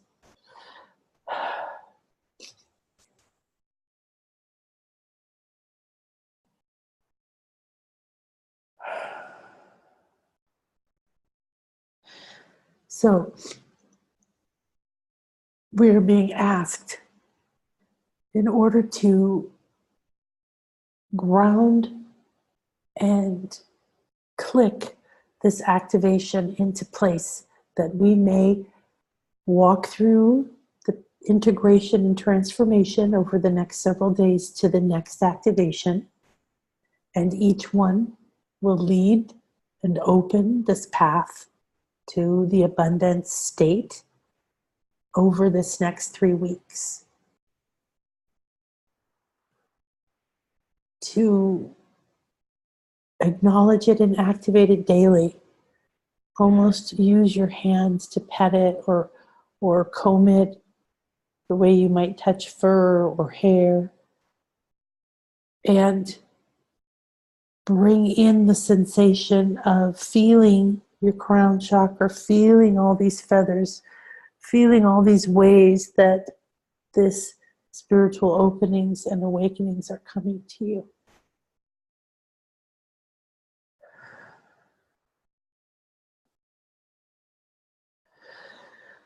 They're showing me that one of the things we're doing is embedding and activating the pyramid of the magician, which is the one with the power and has the carvings up at the top with the room with the door. That was just shown that capstone has been embedded right over our head. It's just like that with the pyramid, that you now have the seer, the opening to that doorway right here over your third eye. And a couple of weeks ago when we went here, the seer card came up from a deck that I use, and what came through was that the inner seer, or the great seer, God or source, or the highest part of you, gave us the power. So now this path is your opportunity to take the steps back through the snake, through the twining of the two energies, coming out the mouth of chakra, the jaguar, taking back and owning the powers of lightning and water to create Understanding you are those pillars from above and below, being those X's, the below, bringing the star energy down, bringing the earth energy up, manifesting, manifesting, manifesting. Look at when you put a bunch of those crossed manifestings, you get the flow, whether it's up and down or this way. Feel and affirm that this awakening and this journey is then aligned within my heart. I am light, I am light, there is no darkness within me. I am that I am, aligned with my soul blueprint. I ask to awaken my soul signature frequency, my Kundalini, my connection from my 8 original cells at the base of my spine, through my soul star and my stellar gateway. That this flow of abundance be opened and cleared, that anything that needs to be released, healed, reintegrated, welcomed, loved, heard, or nurtured is now welcome. Your journey from here to the next activation is to pay attention to what is coming up. This is level 1 of awakening the inner seer. You now have asked for your true essence and vibration to be released. As it makes its way up your spine, back and forth, through that serpent, think about the serpent energies. Think about them awakening your eye, bringing the feathers of the higher self down to make sure you're channeling your pure source energy. Bring that up through your belly. Let your heart soften. Let yourself express your truth. Watch what fears or negativities or beliefs come up. Those are there as gifts to show you here. This is what's in the way of your true flow of abundance. This is step 1 of reintegrating the feathers, opening the pathway, and letting the infinity symbols, the twining paths, the duality, the above and below, the acceptance that I am who I am, and I am everything. I am one and I am another you. I am one with myself and I am one with source. I am one with all life and I am one with that which I am in this life. And I'm so honored to remember to clear the path to a clear flow of my soul essence, my gold elixir of abundance that's within me from my own fountain of abundance.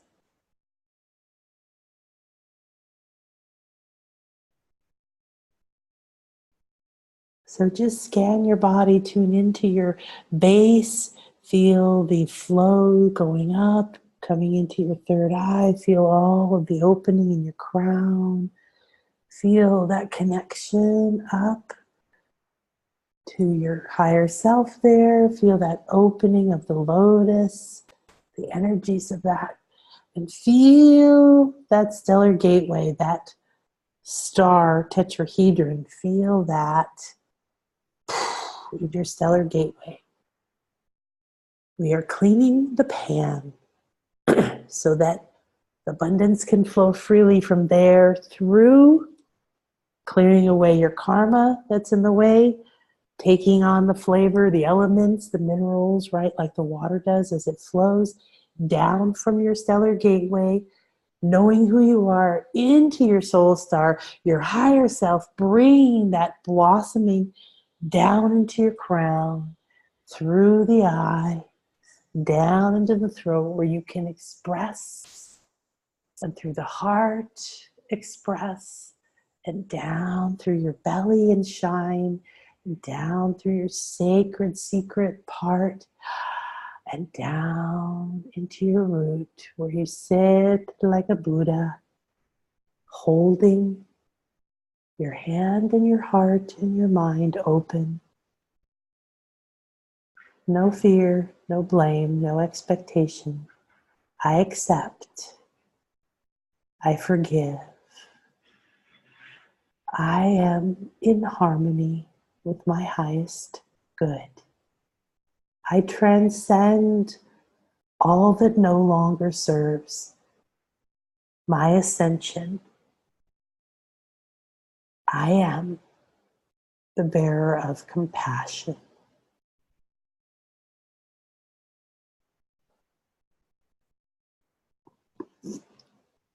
Now feel yourself as a receiver. You're simply receiving energy now through your hands, through every part of you.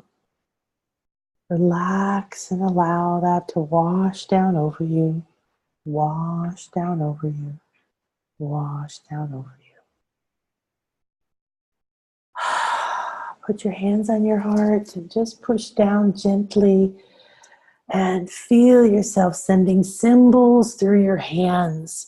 Just streams of these beautiful symbols, a kaban, an eagle, water, chalk, spirals, all of this beauty, feathers, birds, on and on, the pyramids through there going into you. Feel your body move, your shoulders, move your arms, kind of like wings. Move your back and your spine like that snake and that serpent. Move your neck, feel your head. Tap on your crown, tap your feet on the ground. Feel yourself, you're that column, you're that pillar from above and below, from the earth to the sky. I am the creator, the manifester. I am the connector. I am. And I'm ready and willing to be, see, do, act, speak, and live from my true bliss. Thank you, thank you, thank you.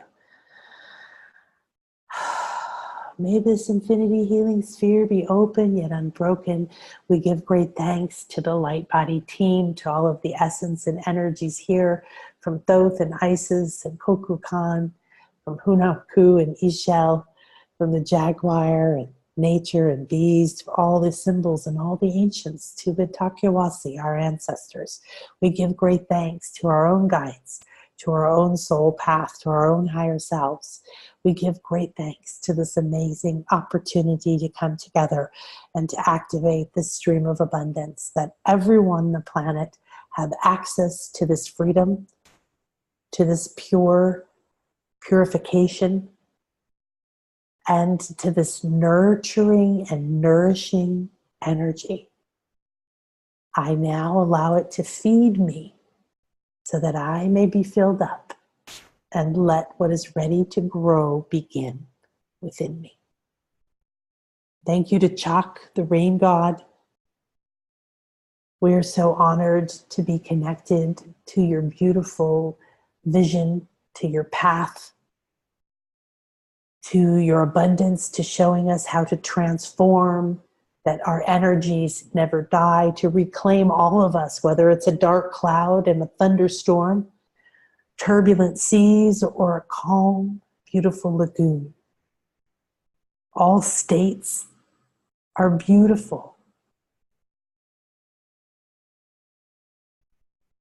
As you walk through to the next call, I'm being told that the blending of the two energies of the yin and the yang, the male and the female, all of that is coming together within us. You may feel like a yin and yang that's doing a bit of this back and forth where it's not always even. That's okay. Remember your Hunab Ku.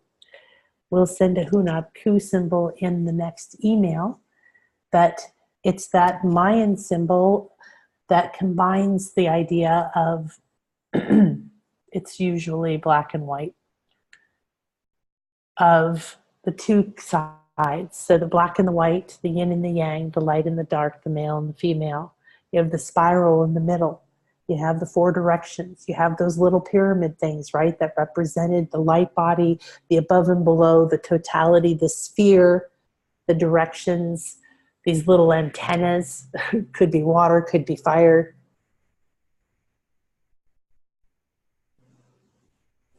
So we'll send you some symbols that you can use to gaze upon.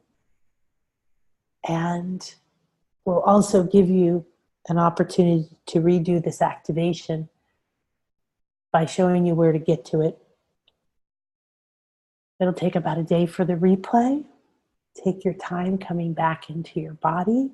Please share with me either here or on the Facebook page, or send us an email, your experience. I love to hear what you see, what you feel, what you break through, what emotions you feel. And I want you to be really aware. You've entered a tunnel, you've entered a wormhole, you've walked into this spiral. All those spirals and wormholes we saw today, you've walked into one. And over the next 3 weeks, we are going to walk through this abundance spiral portal. So bit by bit, things are going to change in your life. Things that maybe have to go, that have to fall apart, that have to change. Don't be surprised if they come forward.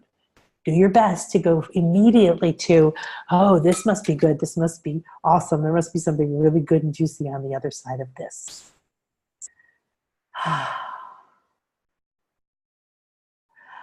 I am beyond words. I am going to go lay down and gather my own experience together.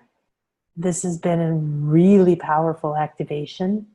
There's something that's happened that I can't put in words yet, but I want to thank you, because I don't do this work in a vacuum. I've learned to become a powerful symbol of, or powerful, clear and open channel, so that I can bring through energies and connect ideas and make things simple and practical, so that all of us can find our path back. But I am constantly on my own journey. That is the purpose of everything I'm doing, is to take myself to the next level and then share what I've learned, share what I've found. I'm going deeper and deeper into these symbols, not just for the retreats, but in my own work, and it will be coming through in the light body work and with my private clients. I'm also being asked to remind you to use these X's, these manifesting X's, which could also be little infinity symbols. Use them. See what comes to you naturally. Use them to clear energy, to clear your mind. All right.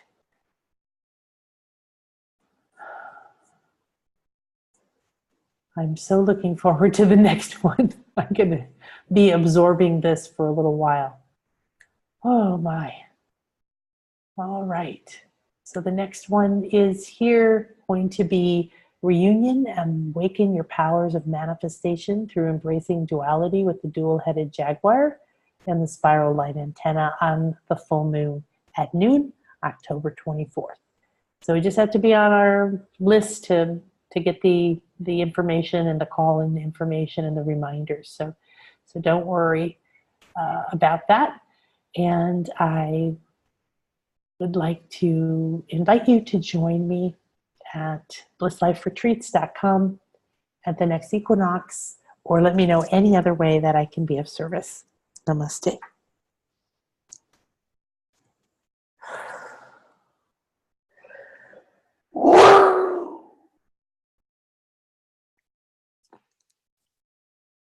Oh my gosh. Okay.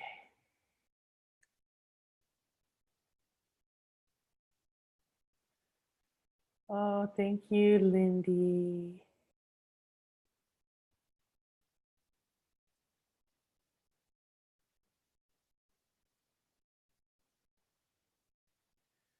All right, thank you, everybody. I'm just checking in here. I love saying profess your love to yourself. Thank you. Anne, Sylvie, thank you. I'll be back. Chalk masks. Somebody said not chalk, but CHAAC, which is the name of the rain god. Oh, good. You got the answer. Lindy said, absolutely amazing. I can feel such lovely, strong energy. Lazia said, thanks for the fascinating journey of symbols. And however, beginning of this journey of symbols, I felt strongly connected to all of you. I felt a huge impact of energy flowing to and from me. Nan, thank you for sharing. Florian, thank you. And Belinda said, thank you, amazing info, RE0 and Mayan numbers and other concepts. Much appreciated. Thank you for sharing the symbols and more with us. Someone said, cried, amazingly powerful. I'm not sure of all yet, overwhelmed with amazing feelings. And Bigfoot said, beyond words, a good way to put it. Thank you, thank you, thank you. I'm feeling that way as well. So thank you so much for being a part of this. Namaste.